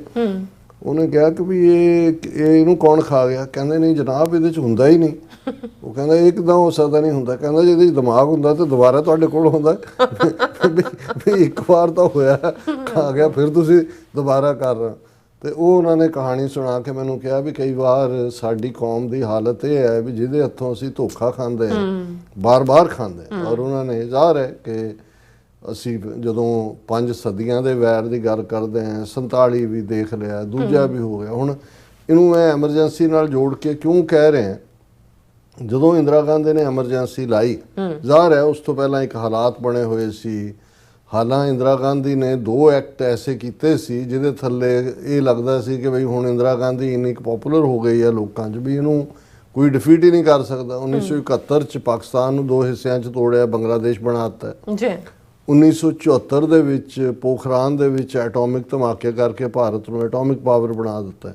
ਹੁਣ ਐਸਾ ਕੀ ਹੋਇਆ ਵੀ 1975 ਦੇ ਵਿੱਚ ਇੰਦਰਾ ਗਾਂਧੀ ਨੂੰ ਐਮਰਜੈਂਸੀ ਲਾਣੀ ਪਈ, ਕਿਉਂਕਿ ਉਸ ਪੀਰੀਅਡ ਦੇ ਵਿੱਚ ਇੰਦਰਾ ਗਾਂਧੀ ਨੇ ਭ੍ਰਿਸ਼ਟਾਚਾਰ ਨੂੰ ਔਰ ਜਿਹੜੀ ਹੈ ਅਨਇੰਪਲੋਇਮੈਂਟ ਤਾਂ ਦੂਜੇ ਤੋਂ ਉੱਥੇ ਹੈ ਹੀ ਸੀ, ਇੰਨੀਆਂ ਅਨਰੈਸਟ ਹੋਈ ਯੂਨੀਵਰਸਿਟੀਆਂ ਦੇ ਵਿੱਚ, ਦੂਜੇ ਤੀਜੇ। ਔਰ ਫਿਰ ਜੈ ਪ੍ਰਕਾਸ਼ ਨਾਰਾਇਣ ਜਿਹੜਾ ਬੜਾ ਕਦਾਵਰ ਲੀਡਰ ਸੀ, ਜੇ ਗਾਂਧੀ ਪਹਿਲੇ ਪੰਕਤੀ ਦਾ ਲੀਡਰ ਸੀ ਪ੍ਰੀ 47 ਤੇ ਜੈ ਪ੍ਰਕਾਸ਼ ਨਾਰਾਇਣ, ਰਾਜਗੋਪਾਲਾਚਾਰੀਆ ਔਰ ਇਹ ਪਟੇਲ, ਇਹ ਸਾਰੇ ਉਸ ਲੈਵਲ ਦੇ ਸੀ। ਪਰ ਜੈ ਪ੍ਰਕਾਸ਼ ਨਾਰਾਇਣ ਨੇ ਪੋਲੀਟਿਕਸ ਤੋਂ ਪਾਸਾ ਕਰਕੇ ਜਿਹੜਾ ਵਿਨੋਬਾ ਭਾਵੇ ਨੇ ਜਿਹੜੀ ਸਰਵੋਦਾਨ ਔਰ ਸਰਵੋਦਇਆ ਔਰ ਦੂਸਰੀਆਂ ਮੂਵਮੈਂਟਸ ਕੇ ਆਮ ਲੋਕਾਂ ਨੂੰ ਜ਼ਮੀਨਾਂ ਦੇਣੀਆਂ, ਬੈਕ ਕਰਨਾ ਅਮੀਰਾਂ ਤੋਂ, ਗਰੀਬਾਂ 'ਚ ਵੰਡਣੀਆਂ, ਉਸ ਕਿਸਮ ਦੀ ਮੂਵਮੈਂਟਸ ਆ ਗਿਆ। ਲੇਕਿਨ ਔਰ ਇੰਦਰਾ ਗਾਂਧੀ ਨੂੰ ਉਹ ਧੀ ਕਹਿੰਦਾ ਸੀ, ਉਹ ਵੀ ਉਹਨੂੰ ਆਪਣਾ ਬਾਪ ਹੀ ਸਮਝਦੀ ਸੀ, ਇਸ ਲੈਵਲ ਦੇ ਉਹਨਾਂ ਦੇ ਪਰਿਵਾਰਕ ਸੰਬੰਧ ਵੀ ਸੀ।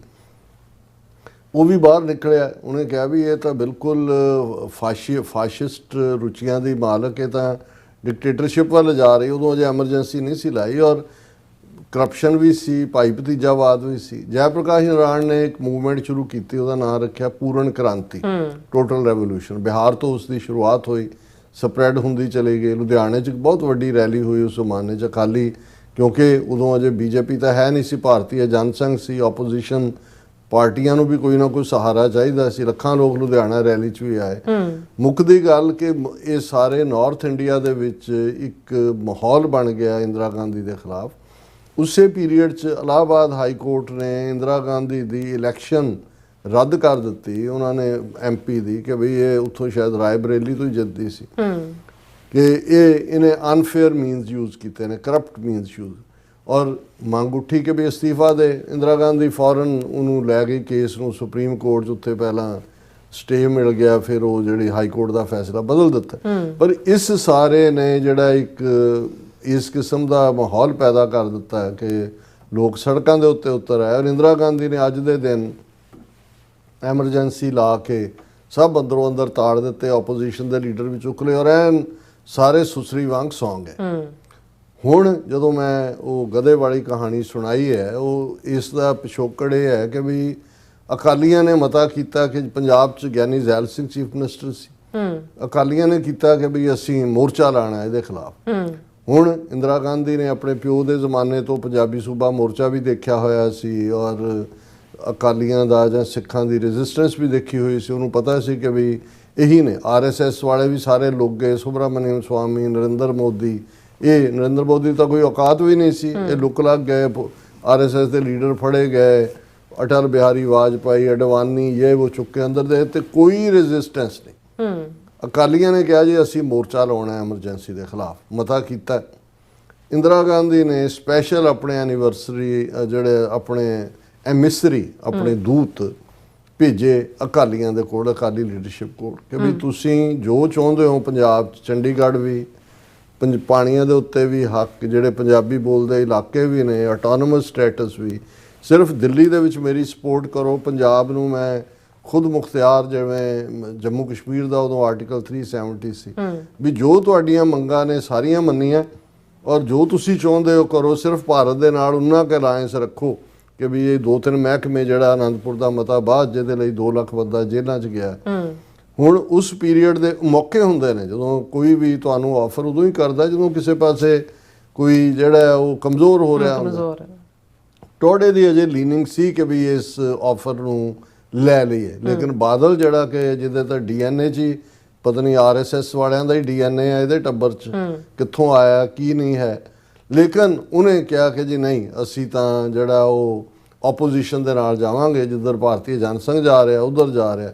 ਸੋ ਨਤੀਜੇ ਦੇ ਤੌਰ ਤੇ ਅਕਾਲੀਆਂ ਨੇ ਮੋਰਚਾ ਉਹ ਮੌਕਾ ਵੀ ਜਿਹੜਾ ਤੁਹਾਨੂੰ ਜਿਨ੍ਹਾਂ ਹਾਲਾਤਾਂ 'ਚੋਂ ਤੁਹਾਡਾ ਕੁਝ ਜਿਹੜਾ ਉਹ ਬਣ ਸਕਦਾ ਸੀ, ਉਹ ਮੌਕਾ ਗਵਾਇਆ। ਅਕਾਲੀਆਂ ਨੇ ਮੋਰਚਾ ਲਾਇਆ, 40,000 ਤੋਂ ਜ਼ਿਆਦਾ ਸਿੱਖਾਂ ਨੇ ਗ੍ਰਿਫਤਾਰੀਆਂ ਦਿੱਤੀਆਂ। 21 ਮਹੀਨੇ ਇਹ ਮੋਰਚਾ ਚੱਲਿਆ ਔਰ ਉਸ ਤੋਂ ਬਾਅਦ ਆਪੋਜੀਸ਼ਨ ਦੀ ਹਕੂਮਤ ਬਣੀ ਜਾ ਰਿਹਾ।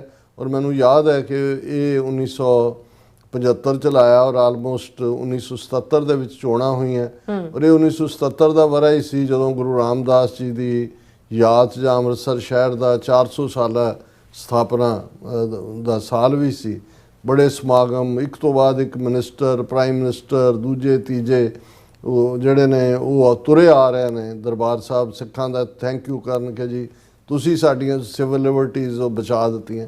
ਇਹ ਉਹ ਪੀਰੀਅਡ ਹੈ ਵੀ RSS ਦਾ ਮੁਖੀ ਜੇਲ੍ਹ ਚੋਂ 3 ਚਿੱਠੀਆਂ ਇੰਦਰਾ ਗਾਂਧੀ ਨੂੰ ਨੇ ਮਾਫੀ ਦੀਆਂ ਲਿਖੀਆਂ ਕਿ ਜੀ ਸਾਨੂੰ ਮਾਫ ਕਰੋ। ਕਿੰਨੇ ਇਹਨਾਂ ਚੋਂ ਛੱਡੇ ਗਏ, ਮਾਫੀਨਾਮੇ ਦੇ ਕੇ ਆਏ, ਕਿਸ ਕਿਸਮ ਦਾ ਹਾਲ ਸੀ।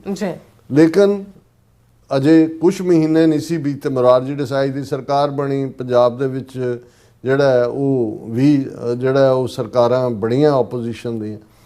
ਲੇਕਿਨ ਅਸੀਂ ਦੇਖਦੇ ਹਾਂ ਕਿ ਕੁਝ ਮਹੀਨੇ ਬਾਅਦ 13 ਅਪ੍ਰੈਲ 1978 ਨੂੰ ਨਰਕਧਾਰੀਆਂ ਤੋਂ ਜਿਹੜਾ ਇਹ ਅੰਮ੍ਰਿਤਸਰ ਸਾਕਾ ਜਿਹਦੇ ਸ਼ਹੀਦ ਭਾਈ ਫੌਜਾ ਸਿੰਘ ਔਰ 13 ਸਿੰਘ ਜਿਹੜੇ ਉਹਨਾਂ ਦੇ 12 ਹੋਰ ਸਾਥੀ ਸਿੰਘ ਨੇ ਉਹ ਸ਼ਹੀਦ ਕੀਤੇ ਜਾਂਦੇ ਨੇ। ਇਹ ਉਹੀ ਪੀਰੀਅਡ ਹੈ ਜਦੋਂ ਕਿ ਅਕਾਲੀ ਇਹ ਸਿੰਪਲੀ ਮੰਗ ਕਰਦੇ ਨੇ ਜੋ ਸਿੱਖਾਂ ਦੀ ਮੰਗ ਸੀ ਕਿ ਜਿਹੜੀ ਨਰਕਧਾਰੀਆਂ ਦੀਆਂ 2 ਕਿਤਾਬਾਂ ਨੇ ਅਵਤਾਰ ਬਾਣੀ ਤੇ ਯੁਗ ਪੁਰਸ਼, ਇਹਨਾਂ ਦੇ ਉੱਤੇ ਪਾਬੰਦੀ ਲਾਈ ਜਾਏ ਔਰ ਇਹ ਕਲਟਸ ਨੂੰ ਰੋਕਿਆ ਜਾਏ ਔਰ ਸਜ਼ਾਵਾਂ ਦਿੱਤੀਆਂ ਜਾਣ। ਉਹਨਾਂ ਨੇ ਸਾਰਾ ਭਾਰਤ ਸਿੱਖਾਂ ਦੇ ਖਿਲਾਫ ਖਲੋਤਾ ਸੀ। ਮੁਰਾਰਜੀ ਦੇਸਾਈ ਜਿਹੜਾ ਉਸ ਪੀਰੀਅਡ 'ਚ ਆਇਆ ਅੰਮ੍ਰਿਤਸਰ ਦੇ ਸਥਾਪਨਾ ਵੇਲੇ, ਉਹਨੇ ਤਾਂ ਜਿਹੜਾ ਉਹ ਦਰਸ਼ਨੀ ਡਿਓੜੀ ਦੇ ਕੋਲ ਖਲੋ ਕੇ ਕਿਹਾ ਵੀ ਇਹ ਸੋਮਨਾਥ ਮੰਦਿਰ ਦੇ ਦਰਵਾਜ਼ੇ ਨੇ, ਇਹ ਵਾਪਸ ਉੱਥੇ ਭੇਜੋ। ਅੰਦਰ ਗਿਆ ਮੱਥਾ ਟੇਕਣ, ਮੱਥਾ ਕੀ ਟੇਕਣਾ ਸੀ ਜਦੋਂ ਉਹਨੂੰ ਪ੍ਰਸ਼ਾਦ ਦਿੱਤਾ ਤੇ ਉਹਨੇ ਨਹੀਂ ਲਿਆ। ਉਹਨੇ ਕਿਹਾ ਮੈਂ ਕੁਨਕਾ ਨਹੀਂ ਖਾਤਾ। ਤੇ ਬਾਦਲ ਨੇ ਕਿਹਾ ਨਹੀਂ ਜੀ ਇਹ ਸਾਡੇ ਸੈਂਟੀਮੈਂਟਸ ਨਾਲ, ਜਦੋਂ ਕਿਹਾ ਫਿਰ ਮੇਰੇ ਸਿਰ ਪਰ ਮਲ ਦੋ। ਸੋ ਇਹ ਕਿਰਤ ਘਣਤਾ ਦੀ ਕਹਾਣੀ ਹੈ। ਔਰ 78 ਤੋਂ ਫਿਰ ਜੋ ਹੋਣਾ ਸੀ 1980 ਜਦੋਂ ਇੰਦਰਾ ਗਾਂਧੀ, ਫਿਰ ਉਹ ਸਰਕਾਰ ਤਾਂ ਚੱਲਣੀ ਨਹੀਂ ਸੀ। ਉਹ ਜਿਹਨੂੰ ਕਹਿੰਦੇ ਨੇ ਕਿ ਵੀ ਵਣ ਦੀ ਲੱਕੜ ਇਕੱਠੀ ਹੋਈ ਸੀ, ਉਹਨੂੰ ਠੱਬੀ ਲਾਈ ਮੁਰਾਰਜੀ ਦੇਸਾਈ ਨੂੰ ਔਰ ਚੌਧਰੀ ਚਰਨ ਸਿੰਘ ਆ ਗਿਆ, ਫਿਰ ਚੰਦਰ ਸ਼ੇਖਰ ਆ ਗਿਆ ਔਰ ਨਤੀਜਾ ਫਾਈਨਲੀ ਪਾਰਲੀਮੈਂਟ ਡਿਸੋਲਵ ਹੋਈ। ਇੰਦਰਾ ਗਾਂਧੀ ਜਦੋਂ 1980 ਚ ਵਾਪਸ ਆਈ ਤੇ ਉਹਨੇ ਫਿਰ ਬਦਲਾ ਜਿਹੜਾ ਪੂਰਾ ਸੀ ਕਿ ਵੀ ਸਿੱਖਾਂ ਨੂੰ ਸਜ਼ਾ ਦੇਣੀ ਹੈ, ਵੀ ਇਹੀ ਨੇ ਜਿਹੜੇ ਅੜੇ ਸੀ। ਔਰ ਫਿਰ ਜੋ ਜੂਨ 84 ਵਾਪਰਦਾ। ਸੋ ਇਹ ਕਹਾਣੀ ਮੈਂ ਇਸ ਲਈ ਸੁਣਾਈ ਹੈ ਕਿ ਭਾਈ ਅਸੀਂ ਜਦੋਂ ਐਮਰਜੈਂਸੀ ਲੱਗੀ, ਗਿਆਨੀ ਜ਼ੈਲ ਸਿੰਘ ਨੇ ਪੰਜਾਬ 'ਚ ਕਿਸੇ ਅਕਾਲੀ ਨੂੰ ਗ੍ਰਿਫਤਾਰ ਨਹੀਂ ਸੀ ਕੀਤਾ ਕਿਉਂਕਿ ਉਹਨੂੰ ਪਤਾ ਸੀ ਕਿ ਵੀ ਇਹਨਾਂ ਨੂੰ ਪ੍ਰੋਵੋਕ ਨਾ ਹੀ ਕਰੀਏ ਤੇ ਬਿਹਤਰ ਹੈ। ਲੇਕਿਨ ਸਿੱਖਾਂ ਨੂੰ ਸਿੱਖ ਇਹ ਬਰਦਾਸ਼ਤ ਨਹੀਂ ਕਰ ਸਕਿਆ ਜੀ ਬਾਕੀ ਭਾਰਤ ਦੀਆਂ ਆਜ਼ਾਦੀਆਂ ਖੋਹ ਲਈਆਂ ਨੇ। ਤੁਹਾਡੇ ਕੋਲ ਆਫਰ ਆਈ ਹੋਈ ਹੈ ਕਿ ਭਾਈ ਤੁਸੀਂ ਆਪਣਾ ਸਵਾਰੋ, ਪਰ ਉਦੋਂ ਚਾਅ ਚੜਿਆ ਹੋਇਆ ਸੀ ਸਾਰਿਆਂ ਨੂੰ ਕਿ ਜੀ ਨਹੀਂ, ਕਿਉਂਕਿ ਬਾਦਲ ਦਾ ਇੰਟਰਸਟ ਹੀ ਉਧਰ ਹੀ ਜੁੜਿਆ ਹੋਇਆ ਸੀ। ਪਰ ਜਦੋਂ ਸਿੱਖਾਂ ਦੇ ਉੱਤੇ ਫਿਰ ਉਹੀ ਹਕੂਮਤ ਜਿਨ੍ਹਾਂ ਨੂੰ ਹਕੂਮਤ ਲਿਆਉਣ ਲਈ ਸਿੱਖਾਂ ਨੇ ਕੁਰਬਾਨੀਆਂ ਕੀਤੀਆਂ ਸੀ, ਉਹਨਾਂ ਨੇ ਨਰਕਧਾਰੀਆਂ ਤੋਂ ਇਹ ਸਾਕਾ ਵੀ ਕਰਵਾਇਆ, ਸਾਰਾ ਮੁਲਕ ਵੀ ਉਹਨਾਂ ਦੇ ਨਾਲ ਖਲੋਤਾ। ਫਿਰ ਇੰਦਰਾ ਗਾਂਧੀ ਨੇ ਵੀ ਰਿਵੈਂਜ ਲਾਈਨ ਦੇ ਥੱਲੇ ਜਿਹੜਾ ਸਿੱਖਾਂ ਨੂੰ ਸਬਕ ਸਿਖਾਉਣ ਦੇ ਲਈ ਜਿਹੜਾ ਉਹ ਜੋ ਕੁਛ ਕੀਤਾ, ਉਦੋਂ ਵੀ ਭਾਰਤ ਦੀ ਜਨਤਾ ਜਾਂ ਦੂਜਿਆਂ ਦਾ ਹਾਲ ਔਰ ਨਵੰਬਰ 84 ਔਰ 41 ਸਾਲ ਦੀ ਕਹਾਣੀ। ਹੁਣ ਭਾਵੇਂ ਅੱਜ ਯੂਨੀਅਨ ਕੈਬਨਿਟ ਨੇ ਕੀਤਾ ਕਿ ਜੀ 50 ਸਾਲਾ ਐਮਰਜੈਂਸੀ ਨੂੰ ਅਸੀਂ ਕੰਡੈਮ ਕਰਦੇ ਹਾਂ, ਮੋਦੀ ਨੇ ਫਲਾਣੇ ਨੇ, ਉਹ ਮੋਦੀ ਕਹਿੰਦਾ no Indian will ever forget manner in which spirit of constitution was violated. ਹੁਣ ਜੋ ਇੰਦਰਾ ਗਾਂਧੀ ਨੇ ਤਾਂ ਐਮਰਜੈਂਸੀ ਤੇ ਫਖਰੁਦੀਨ ਅਲੀ ਅਹਿਮਦ ਪ੍ਰੈਜ਼ੀਡੈਂਟ ਸੀ, ਉਸ ਤੋਂ ਸਾਈਨ ਕਰਵਾਏ ਔਰ ਐਮਰਜੈਂਸੀ ਲਾਤੀ। ਲੇਕਿਨ ਅੱਜ ਇਹਨਾਂ 50 ਸਾਲਾਂ 'ਚ ਸਿੱਖ ਜੇ ਉਸ ਸਫ਼ਰ ਨੂੰ ਦੇਖਣ, ਅੱਜ ਮੋਦੀ ਦੇ ਥੱਲੇ ਉਹੀ ਹਿੰਦੂ ਕਰੇਸੀ, ਭਾਵੇਂ ਅੱਜ ਕੋਈ ਅਫੀਸ਼ੀਅਲੀ ਐਮਰਜੈਂਸੀ ਨਹੀਂ ਲੱਗੀ ਹੋਈ, ਪਰ ਐਮਰਜੈਂਸੀ ਤੋਂ ਬਦਤਰ ਹਾਲਾਤ ਪੰਜਾਬ ਦੇ ਵਿੱਚ ਕੀ ਚੱਲ ਰਿਹਾ। ਔਰ ਇਹ ਹਕੂਮਤ ਤਾਂ ਸਿੱਖਾਂ ਦੇ ਖਿਲਾਫ ਜਿਹੜੀ ਇਹ ਕਿਲਿੰਗ ਸਪਰੀ ਹੈ ਉਹਨੂੰ ਅਕ੍ਰੋਸ ਦਾ ਨੇਸ਼ਨਸ ਲੈ ਆਈ, ਜਿਹਨੂੰ ਟਰਾਂਸਨੈਸ਼ਨਲ ਕਿਹਾ ਜਾਂਦਾ ਕਿ ਨੇਸ਼ਨਸ ਦੇ ਅਕ੍ਰੋਸ। ਸੋ ਇਹ ਸਾਡੀ ਜਿਹੜੀ ਹੈ ਧੋਖਾਧੜੀ, ਸਾਡੇ ਨਾਲ ਜ਼ੁਲਮ ਦੀ ਕਹਾਣੀ ਵੀ ਹੈ, ਪਰ ਇਹ ਸਾਡੀ ਇਸ ਫੇਲੀਅਰ ਨੂੰ ਵੀ ਦਰਸਾਉਂਦੀ ਹੈ ਕਿ ਅਸੀਂ ਜਿਹਨੂੰ ਅੰਗਰੇਜ਼ੀ 'ਚ ਕਹਿੰਦੇ ਨੇ ਕਿ we don't miss an opportunity to miss an opportunity, ਕਿ ਅਸੀਂ ਮੌਕਾ ਗਵਾਉਣ ਦਾ ਕੋਈ ਮੌਕਾ ਮੌਕਾ ਹੱਥੋਂ ਨਹੀਂ ਨਹੀਂ ਜਾਣ ਛੱਡਦੇ। ਦਿੰਦੇ।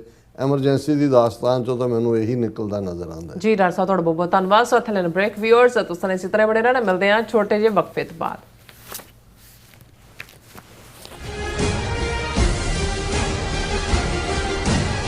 ਤਪਤ ਕੜਾ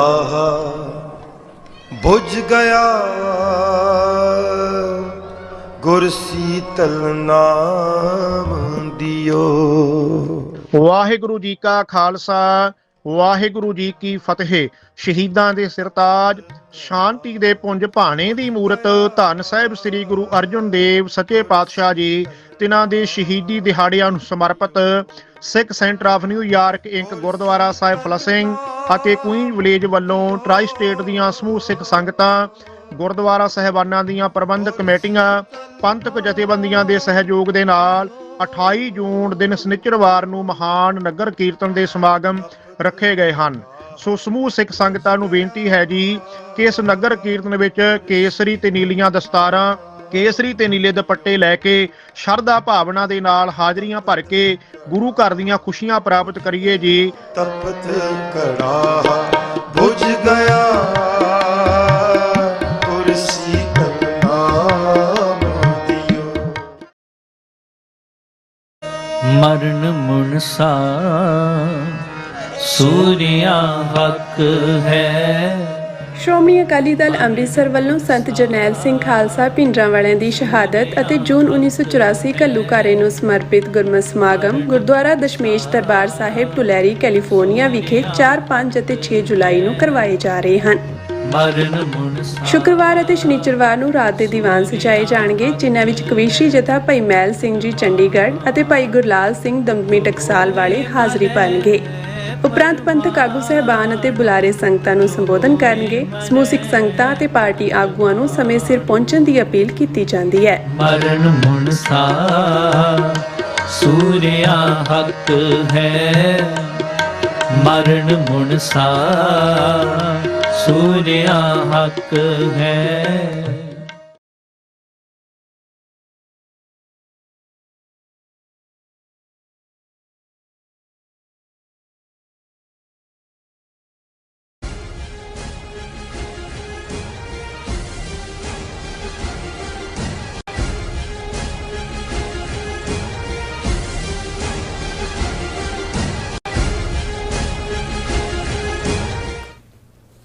ਦਰਸ਼ਕੋ ਬ੍ਰੇਕ ਤੋਂ ਬਾਅਦ ਤੁਹਾਡਾ ਸਭ ਦਾ ਭਰਪੂਰ ਸਵਾਗਤ ਹੈ। ਸੋ ਵੀਅਰਸ ਗੱਲਬਾਤ ਕਰਨ ਜਾ ਰਹੇ ਹਾਂ ਕਿ 12 ਰੋਜ਼ਾ ਇਰਾਨ ਇਜ਼ਰਾਈਲ ਜੰਗ ਤੋਂ ਬਾਅਦ ਇਉਂ ਜਾਪਦਾ ਹੈ ਕਿ ਇਰਾਨ ਇੱਕ ਵੱਡੀ ਪਾਵਰ ਬਣ ਕੇ ਉਭਰਿਆ ਹੈ ਔਰ ਪ੍ਰੈਜ਼ੀਡੈਂਟ ਟਰੰਪ ਨੇ ਕਿਹਾ ਹੈ ਕਿ ਇਰਾਨੀ ਬੜੀ ਬਹਾਦਰੀ ਨਾਲ ਲੜੇ।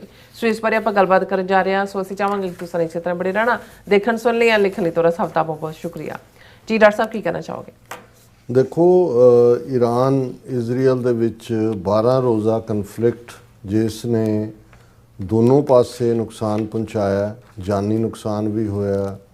ਈਰਾਨ ਦਾ ਤਹਿਰਾਨ ਔਰ ਉਹਨਾਂ ਦੀਆਂ 3 ਨਿਊਕਲੀਅਰ ਫੈਸਿਲਿਟੀਜ਼ ਬੇਸ਼ੱਕ ਉਸ 'ਚ ਕੋਈ ਐਨਰਿਚਡ ਯੂਰੇਨੀਅਮ ਨਾ ਹੋਣ ਕਰਕੇ ਕੋਈ ਰੇਡੀਏਸ਼ਨ ਜਾਂ ਕੋਈ ਨਹੀਂ ਹੋਇਆ, ਲੇਕਿਨ 30 ਹਜ਼ਾਰ ਪਾਉਂਡ ਦੇ ਅਮਰੀਕਾ ਦੇ ਬੰਬਾਂ ਨੇ ਉਹਨੂੰ ਪਹਾੜਾਂ ਦੇ ਵਿੱਚ ਪਹਾੜ ਨੇ ਉਹਨੂੰ ਤੋੜਿਆ। ਕਿੰਨਾ ਡੈਮੇਜ ਹੋਇਆ ਕਿੰਨਾ ਨਹੀਂ, ਹਾਲਾਂ ਅਮਰੀਕਾ ਦੀ ਆਪਣੀ ਇੰਟੈਲੀਜੈਂਸ ਏਜੰਸੀ ਦੀ ਰਿਪੋਰਟ ਜਿਹੜੀ ਲੀਕ ਹੋਈ, ਜਿਸ ਨੂੰ ਨਿਊਯਾਰਕ ਟਾਈਮਜ਼ ਔਰ CNN ਨੇ ਪਬਲਿਸ਼ ਕੀਤਾ ਔਰ ਉਸ 'ਚੋਂ ਇਹ ਸਾਹਮਣੇ ਆਇਆ ਕਿ US intelligence says strikes did not destroy Iran's nuclear program, ਕਿ ਉਹਨਾਂ ਦਾ ਨੁਕਸਾਨ ਨਹੀਂ ਹੋਇਆ, ਉਹ ਇੰਟੈਕਟ ਹੈ।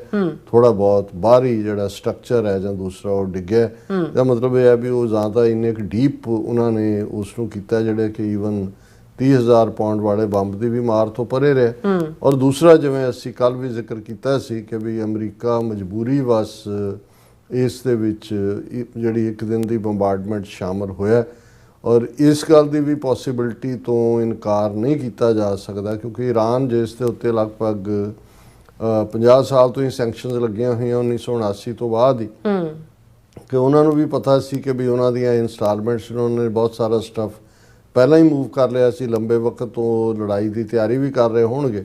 ਜਾਂ ਇਸ ਗੱਲ ਦੀ ਵੀ ਪੋਸੀਬਿਲਿਟੀ ਹੈ, ਕਿਉਂਕਿ ਇੱਕ ਪਾਰਟ ਤਾਂ ਕਨਫਰਮ ਹੈ ਕਿ ਜਦੋਂ ਈਰਾਨ ਨੇ ਕਾਊਂਟਰ ਅਟੈਕ ਕੀਤਾ ਅਮਰੀਕਨ ਬੇਸ ਦੇ ਉੱਤੇ ਕਤਰ ਦੇ ਵਿੱਚ ਤੇ ਉਹਨਾਂ ਨੇ ਅਮਰੀਕਾ ਨੂੰ ਇਨਫੋਰਮ ਕੀਤਾ ਔਰ ਉੱਥੇ ਜਿੱਥੇ 20-25 ਹਜ਼ਾਰ ਅਮਰੀਕਨ ਫੌਜੀ ਰਹਿੰਦੇ ਨੇ ਉੱਥੇ ਕੋਈ ਜਾਨੀ ਨੁਕਸਾਨ ਨਹੀਂ ਹੋਇਆ ਕਿਉਂਕਿ ਉਹ ਸਭ ਨੂੰ ਮੂਵ ਕਰ ਲਿਆ ਗਿਆ ਸੀ ਔਰ ਈਵਨ ਪ੍ਰੈਜ਼ੀਡੈਂਟ ਟਰੰਪ ਨੇ ਵੀ ਈਰਾਨ ਦਾ ਥੈਂਕ ਯੂ ਕੀਤਾ ਸੀ ਕਿ ਵੀ ਤੁਸੀਂ ਸਾਨੂੰ ਇਨਫੋਰਮ ਕੀਤਾ। ਸੋ ਹੁਣ ਪਹਿਲੀਆਂ 3 ਨਿਊਕਲੀਅਰ ਵੇੜੇ ਇਹਨਾਂ ਨੇ ਇਨਫੋਰਮ ਕੀਤਾ ਕਿ ਨਹੀਂ, ਇਹ ਤਾਂ ਅਜੇ ਜਿਹੜਾ ਇਸ ਦਾ ਸਸਪੈਂਸ ਬਣਿਆ ਰਹੇਗਾ।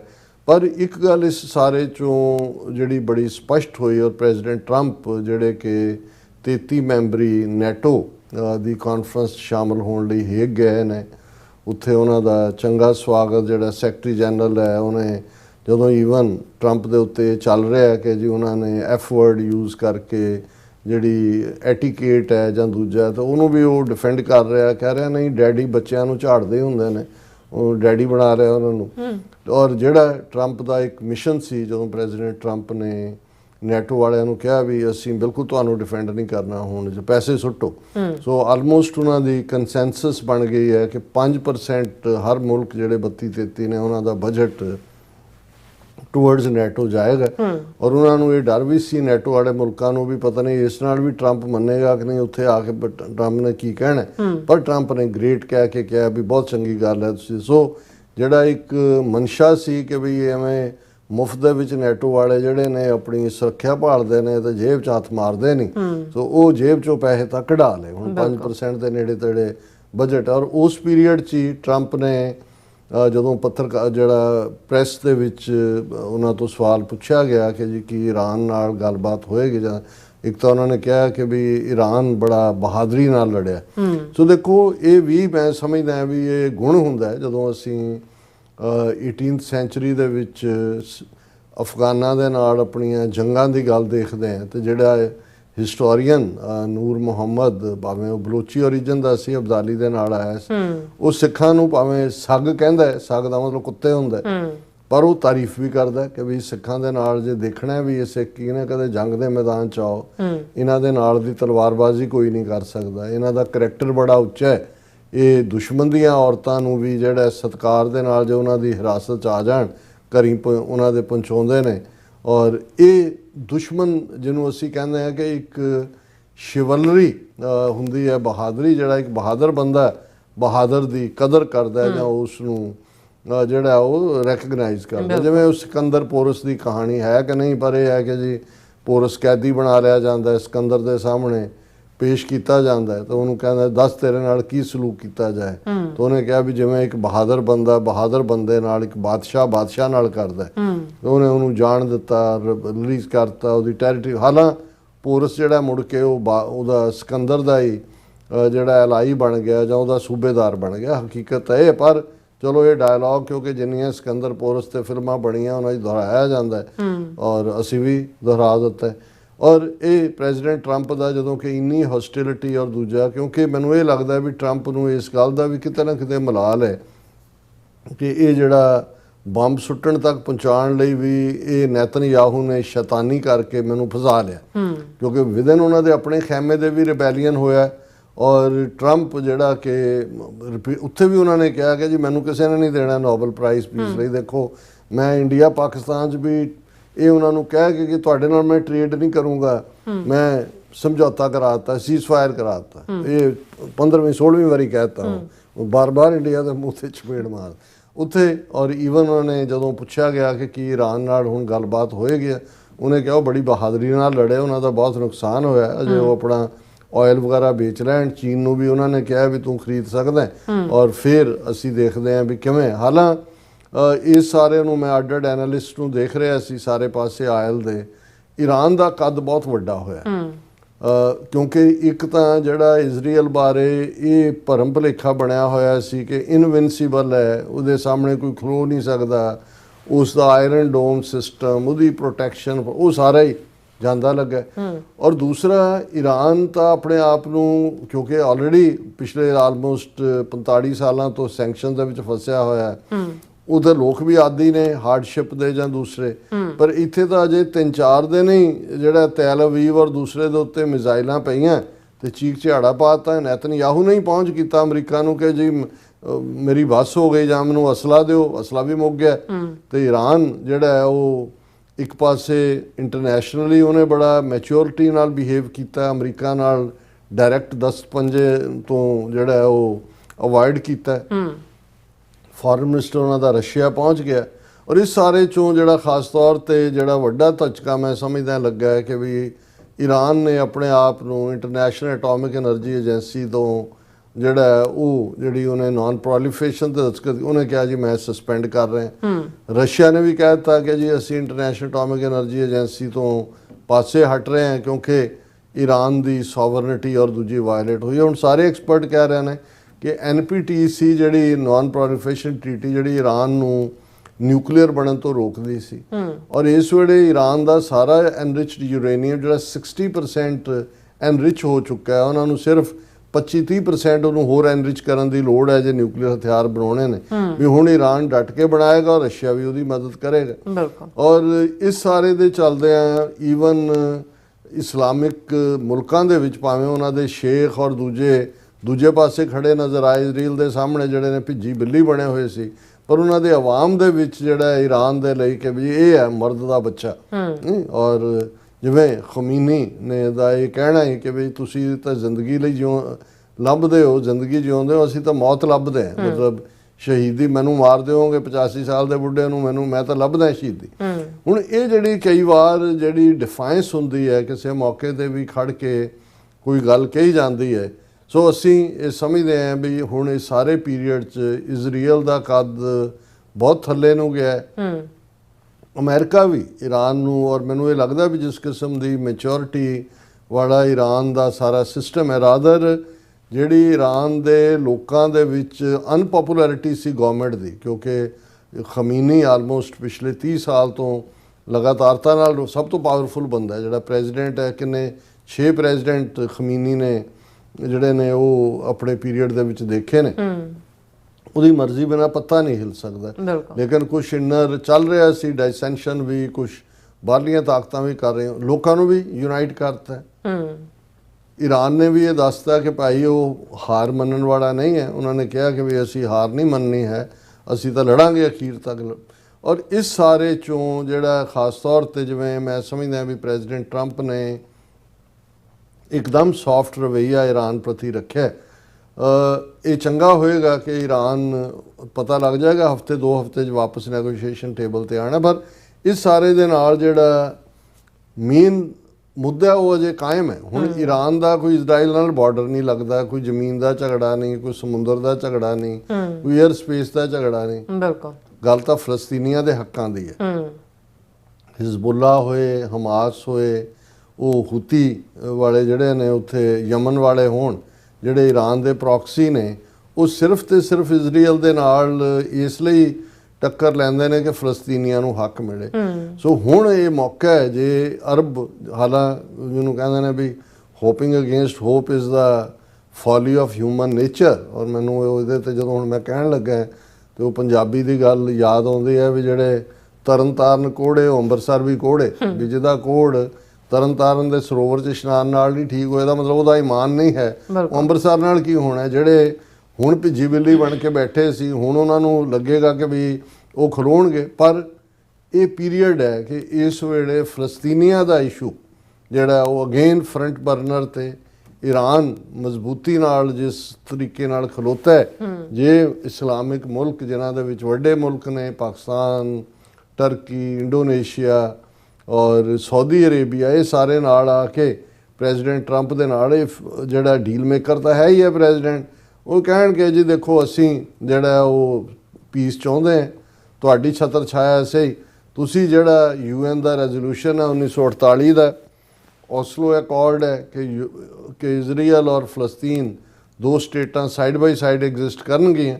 ਈਸਟ ਯਰੂਸ਼ਲਮ ਉਹਦੀ ਕੈਪੀਟਲ, ਵੈਸਟ ਬੈਂਕ, ਗਜ਼ਾ, ਔਰ ਜਿਹੜੀਆਂ ਇਲੀਗਲ ਸੈਟਲਮੈਂਟਸ ਕੀਤੀਆਂ ਇਹਨਾਂ ਨੂੰ ਉੱਥੋਂ ਚੁੱਕੋ ਤੇ ਇਹੀ ਪਰਮਾਨੈਂਟ ਸੈਟਲਮੈਂਟ ਪੀਸ ਦੀ ਹੋਏਗੀ। ਅਦਰਵਾਈਜ਼ ਜਦੋਂ ਤੱਕ ਫਲਸਤੀਨੀਆਂ ਦਾ ਇਸ਼ੂ ਰਿਜ਼ੋਲਵ ਨਹੀਂ ਹੁੰਦਾ, ਵਕਤੀ ਤੌਰ ਤੇ ਭਾਵੇਂ ਸੀਜ਼ਫਾਇਰ ਹੋ ਗਿਆ, ਇਹਨੂੰ ਫੇਰ ਕਿਸੇ ਵੀ ਫਿਊਚਰ ਦੀ ਜੰਗ ਦਾ ਪਹਿਲਾ ਬਾਊਟ ਕਿਹਾ ਜਾਏਗਾ ਕਿ ਜੀ ਪਹਿਲਾ ਦੰਗਲ ਹੋਇਆ ਔਰ ਫਿਰ ਦੂਸਰੇ ਦੀ ਤਿਆਰੀ ਹੋਏਗੀ। ਪਰ ਮੈਨੂੰ ਇਹ ਲੱਗਦਾ ਵੀ ਪ੍ਰੈਜ਼ੀਡੈਂਟ ਟਰੰਪ ਨੇ ਲਾਈਕ ਸਟੇਟਸਮੈਨ ਹੁਣ ਜਿਹੜਾ ਉਹਨਾਂ ਦਾ ਬੋਲਬਾਣੀ ਹੈ ਜਾਂ ਉੱਥੇ ਜਾ ਕੇ ਜਿਵੇਂ ਉਹਨਾਂ ਨੇ ਨੈਟੋ ਨੂੰ ਵੀ ਗੱਲ ਨਾਲ ਲਾ ਲਿਆ, ਇਹ ਤਾਂ ਲੱਗਦਾ ਸੀ ਕਿ ਵੈਸਟ ਨੂੰ ਵੀ ਝਾੜ ਕੇ ਸੁੱਟ ਦਿੱਤਾ ਹੈ। ਔਰ ਈਰਾਨ ਦੇ ਮੁੱਦੇ ਦੇ ਉੱਤੇ ਵੀ ਪ੍ਰੈਗਮੈਟਿਕ, ਭਾਵੇਂ ਈਵਨ ਅਟੈਕ ਕਰਨਾ ਗਲਤੀ ਸੀ, ਅਮਰੀਕਾ ਨੂੰ ਬਿਲਕੁਲ ਇਨਵੋਲਵ ਨਹੀਂ ਸੀ ਹੋਣਾ ਚਾਹੀਦਾ, ਪਰ ਜੋ ਹੀ ਉਹਨਾਂ ਨੇ ਰਿਅਲਾਈਜ਼ ਕੀਤਾ ਉਹਨਾਂ ਨੇ ਰੀਟਰੈਕ ਕੀਤਾ।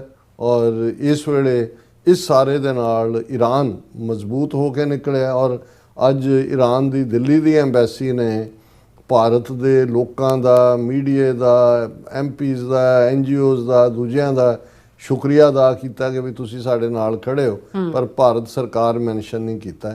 ਹੁਣ ਆਉਣ ਵਾਲੇ ਪੀਰੀਅਡ 'ਚ ਇਹ ਨਜ਼ਰ ਆਏਗਾ ਕਿ ਇੰਡੀਅਨ ਐਮਬੈਸੀ, ਚਾਹ ਬਹਾਰ ਦਾ ਇਹਨਾਂ ਦਾ ਸਟਾਫ, ਉਹਨਾਂ ਦੇ ਮੀਡੀਆ 'ਚ ਵੀ ਬੜੇ ਹੋਏ ਲੋਕ, ਉਹਨਾਂ 'ਚੋਂ ਉਹ ਜਿਹੜਾ ਛਾਨਣਾ ਲਾਉਣਗੇ ਕਿ ਕੌਣ ਕੌਣ ਮੋਸਾਦ ਲਈ ਕੰਮ ਕਰ ਰਹੇ ਸੀ। ਇਹ ਬੜਾ ਸਿਗਨੀਫਿਕੈਂਟ ਹੈ ਕਿ ਉਹਨਾਂ ਨੇ ਆਮ ਲੋਕਾਂ ਦਾ, ਔਰ ਇਹਦੇ 'ਚ ਕੋਈ ਸ਼ੱਕ ਨਹੀਂ ਹੈ ਕਿ ਆਮ ਲੋਕਾਂ ਦੀ ਹਮਦਰਦੀ ਇਸ ਲਈ ਵੀ ਸੀ ਕਿ ਵੀ ਈਰਾਨ ਤਾਂ ਗੱਲਬਾਤ ਰਾਹੀਂ ਉਹ ਜੰਗ ਤਾਂ ਚਾਹੁੰਦਾ ਨਹੀਂ ਸੀ, ਔਰ ਇਜ਼ਰਾਈਲ ਨੇ ਬਦੋ-ਬਦੀ ਜਿਹੜਾ ਉਹਨਾਂ ਦਾ ਦੇ ਉੱਤੇ ਥੋਪੀ। ਔਰ ਉਸ ਸਾਰੇ 'ਚੋਂ ਜਿਹੜਾ ਭਾਰਤ ਦੀ ਸਰਕਾਰ ਨੂੰ ਕੋਈ ਥੈਂਕ ਯੂ ਤਾਂ ਕੀ ਕਹਿਣਾ, ਰਾਦਰ ਉਹ ਉਹਨਾਂ ਦੇ ਏਜੰਟ ਲੱਭ ਰਹੇ ਨੇ। ਇਹ ਭਾਰਤ ਦੇ ਮੂੰਹ ਦੇ ਉੱਤੇ ਵੀ ਇੱਕ ਹੋਰ ਕਰਾਰੀ ਚਪੇੜ ਵੱਜੀ ਹੈ। ਜੀ ਡਾਕਟਰ ਸਾਹਿਬ, ਤੁਹਾਡਾ ਬਹੁਤ ਬਹੁਤ ਸ਼ੁਕਰੀਆ। ਇਸ ਵਕਤ ਲੈਣ ਬ੍ਰੇਕ। ਵਿਊਅਰਸ ਤੋਂ ਸਾਨੂੰ ਇਸੇ ਤਰ੍ਹਾਂ ਬੜੇ ਰਹਿਣਾ, ਮਿਲਦੇ ਹਾਂ ਛੋਟੇ ਜਿਹੇ ਬ੍ਰੇਕ ਤੋਂ ਬਾਅਦ।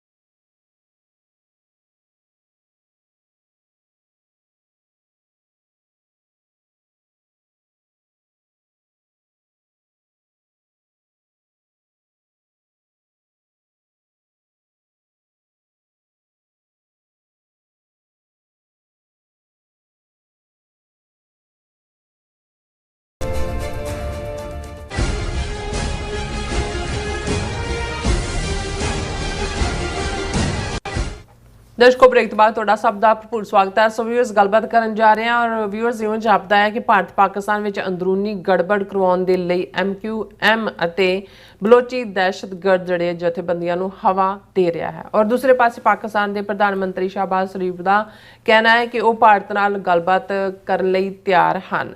ਸੋ ਇਸ ਨੂੰ ਕਹਿੰਦੇ ਹਨ ਕਿ ਇੱਕ ਕਹੇ ਨੱਥ ਕਢਾਉਣ ਨੂੰ ਤੇ ਦੂਜਾ ਕਹੇ ਨੱਕ ਵਡਾਉਣ ਨੂੰ। ਸੋ ਇਸ ਬਾਰੇ ਆਪਾਂ ਗੱਲਬਾਤ ਕਰਨ ਜਾ ਰਹੇ ਹਾਂ। ਸੋ ਅਸੀਂ ਚਾਹਾਂਗੇ ਕਿ ਤੁਸੀਂ ਇਸ ਤਰ੍ਹਾਂ ਬਣੇ ਰਹਿਣਾ। ਦੇਖਣ ਸੁਣ ਲਈ ਲਿਖਣ ਲਈ ਤੁਹਾਡਾ ਸਭ ਦਾ ਬਹੁਤ ਬਹੁਤ ਧੰਨਵਾਦ।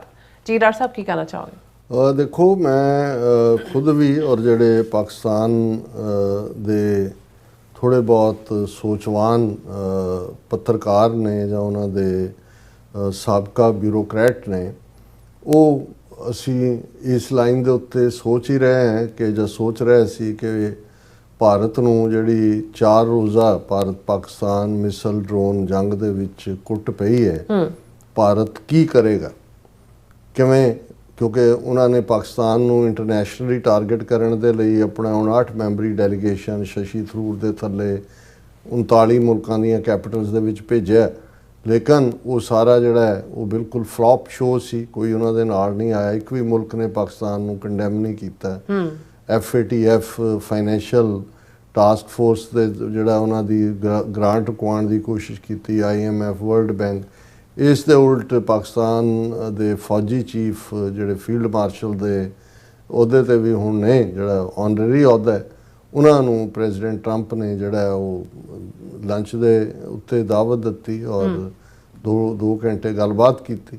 ਔਰ ਇਸ ਸਾਰੇ ਪੀਰੀਅਡ 'ਚ ਈਵਨ ਈਰਾਨ ਮੁੱਦੇ ਦੇ ਉੱਤੇ ਜਿੱਥੇ ਭਾਰਤ ਬੁਰੀ ਤਰ੍ਹਾਂ ਐਕਸਪੋਜ਼ ਹੋਇਆ, ਉੱਥੇ ਪਾਕਿਸਤਾਨ ਨੇ ਬੈਲੈਂਸ ਰੱਖਿਆ, ਅਮਰੀਕਾ ਨਾਲ ਵੀ ਔਰ ਈਰਾਨ ਦੇ ਲੋਕਾਂ ਦੇ ਨਾਲ ਵੀ ਯਕਜਹਿਤੀ ਔਰ ਉਹ ਸਾਰੇ ਪਾਰਟ ਨੂੰ।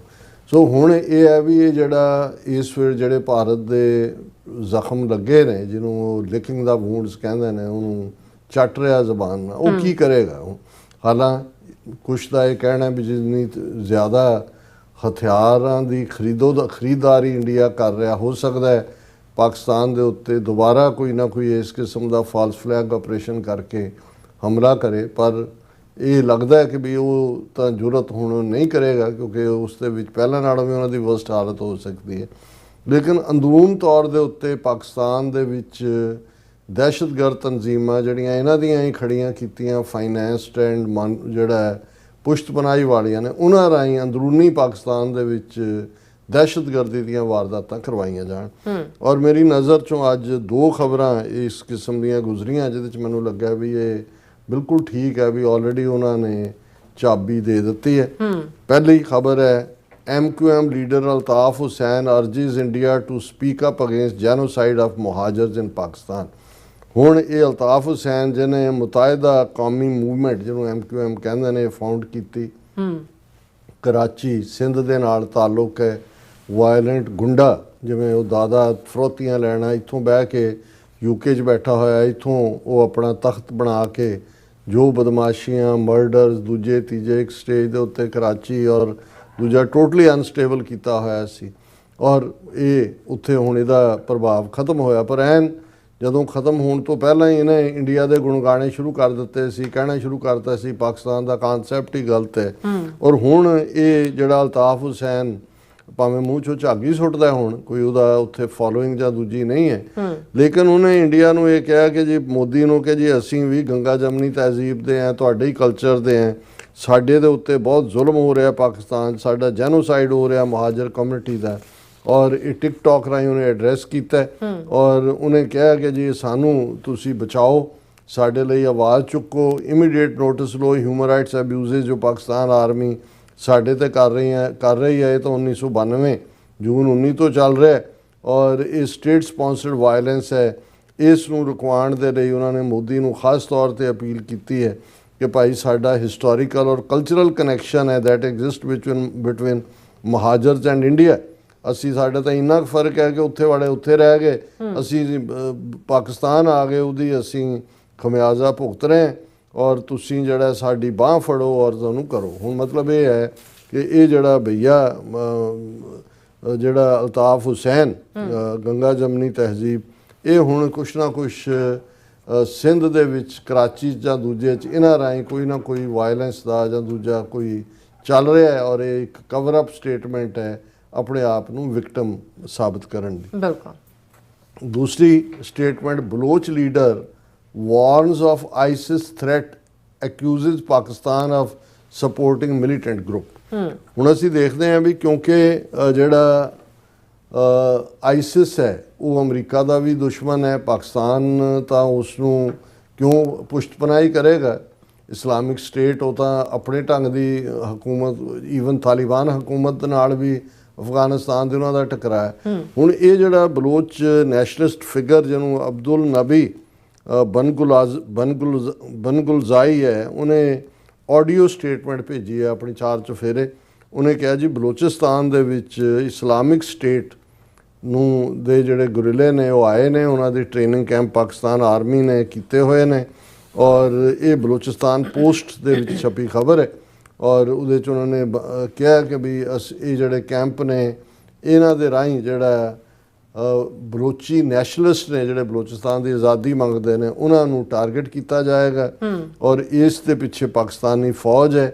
ਔਰ ਇਹ ਉਹਨਾਂ ਨੇ ਕਿਹਾ ਵੀ ਆਲਰੇਡੀ ਜਿਹੜੀ ਇਹ ਆਈਸਿਸ ਦੇ ਆਪਰੇਟਿਵ ਨੇ ਉਹਨਾਂ ਨੇ ਰਹੀਮ ਬਖਸ਼ ਕਲੋਈ ਨੂੰ ਵੀ ਮਾਰਿਆ, ਰਿਲੀਜੀਅਸ ਸਕਾਲਰ ਮੌਲਵੀ ਅਬਦੁਲ ਕਬੀਰ ਨੂੰ ਵੀ ਮਾਰਿਆ ਕਿਉਂਕਿ ਉਹ ਪ੍ਰੋ ਬਲੋਚ ਸਨ।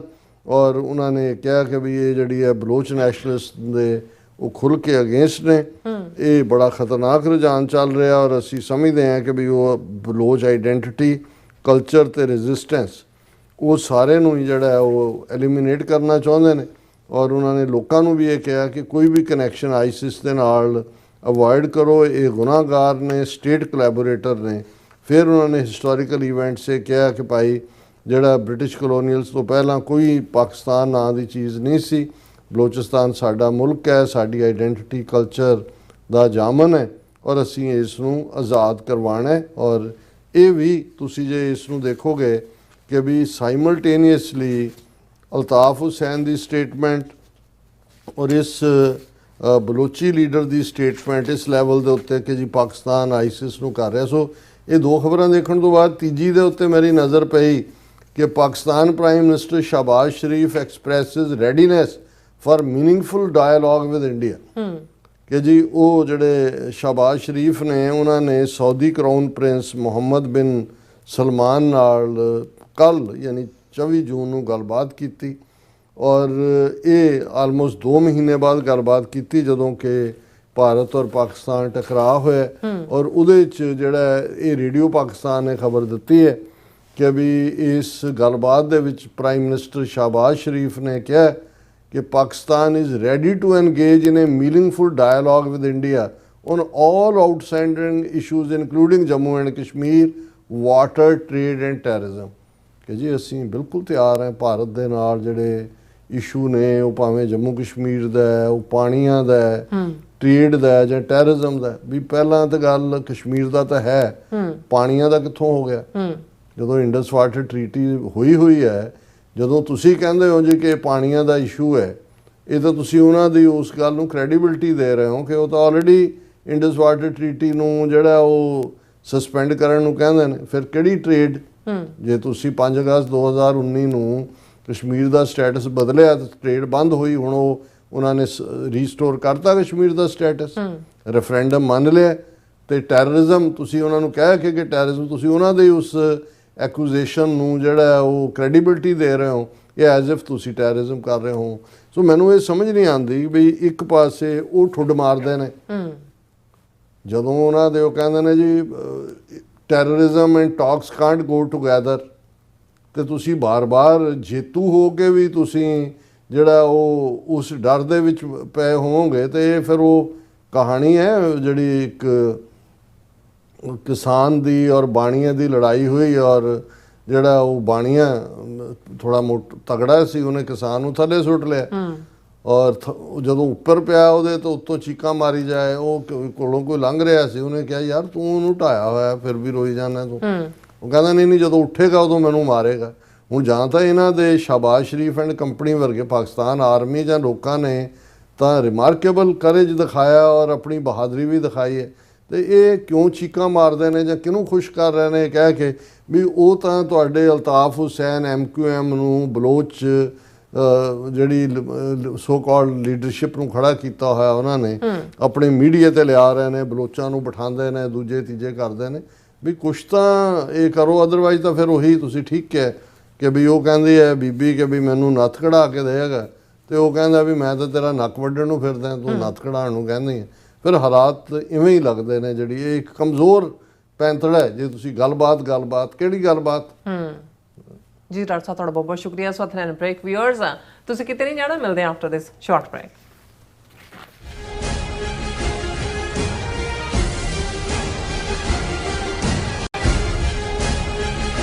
ਮਰਨ ਮੁਨਸਾ ਸੂਰਿਆ ਹੱਕ ਹੈ।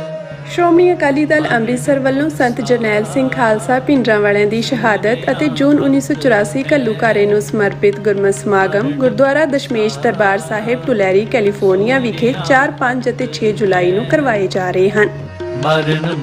ਸ਼ੁੱਕਰਵਾਰ ਅਤੇ ਸ਼ਨੀਚਰਵਾਰ ਨੂੰ ਰਾਤ ਦੇ ਦੀਵਾਨ ਸਜਾਏ ਜਾਣਗੇ, ਜਿਨ੍ਹਾਂ ਵਿੱਚ ਕਵੀਸ਼ਰੀ ਜਥਾ ਭਾਈ ਮਹਿਲ ਸਿੰਘ ਜੀ ਚੰਡੀਗੜ੍ਹ ਅਤੇ ਭਾਈ ਗੁਰਲਾਲ ਸਿੰਘ ਦਮਦਮੀ ਟਕਸਾਲ ਵਾਲੇ ਹਾਜ਼ਰੀ ਭਰਨਗੇ। ਉਪਰੰਤ ਪੰਥਕ ਆਗੂ ਸਹਿਬਾਨ ਅਤੇ ਬੁਲਾਰੇ ਸੰਗਤਾਂ ਨੂੰ ਸੰਬੋਧਨ ਕਰਨਗੇ। ਸਮੂਹ ਸਿੱਖ ਸੰਗਤਾਂ ਅਤੇ ਪਾਰਟੀ ਆਗੂਆਂ ਨੂੰ ਸਮੇਂ ਸਿਰ ਪਹੁੰਚਣ ਦੀ ਅਪੀਲ ਕੀਤੀ ਜਾਂਦੀ ਹੈ। ਮਰਨ ਮੁਨਸਾ ਸੂਰਿਆ ਹੱਕ ਹੈ, ਮਰਨ ਮੁਨਸਾ ਸੂਰਿਆ ਹੱਕ ਹੈ।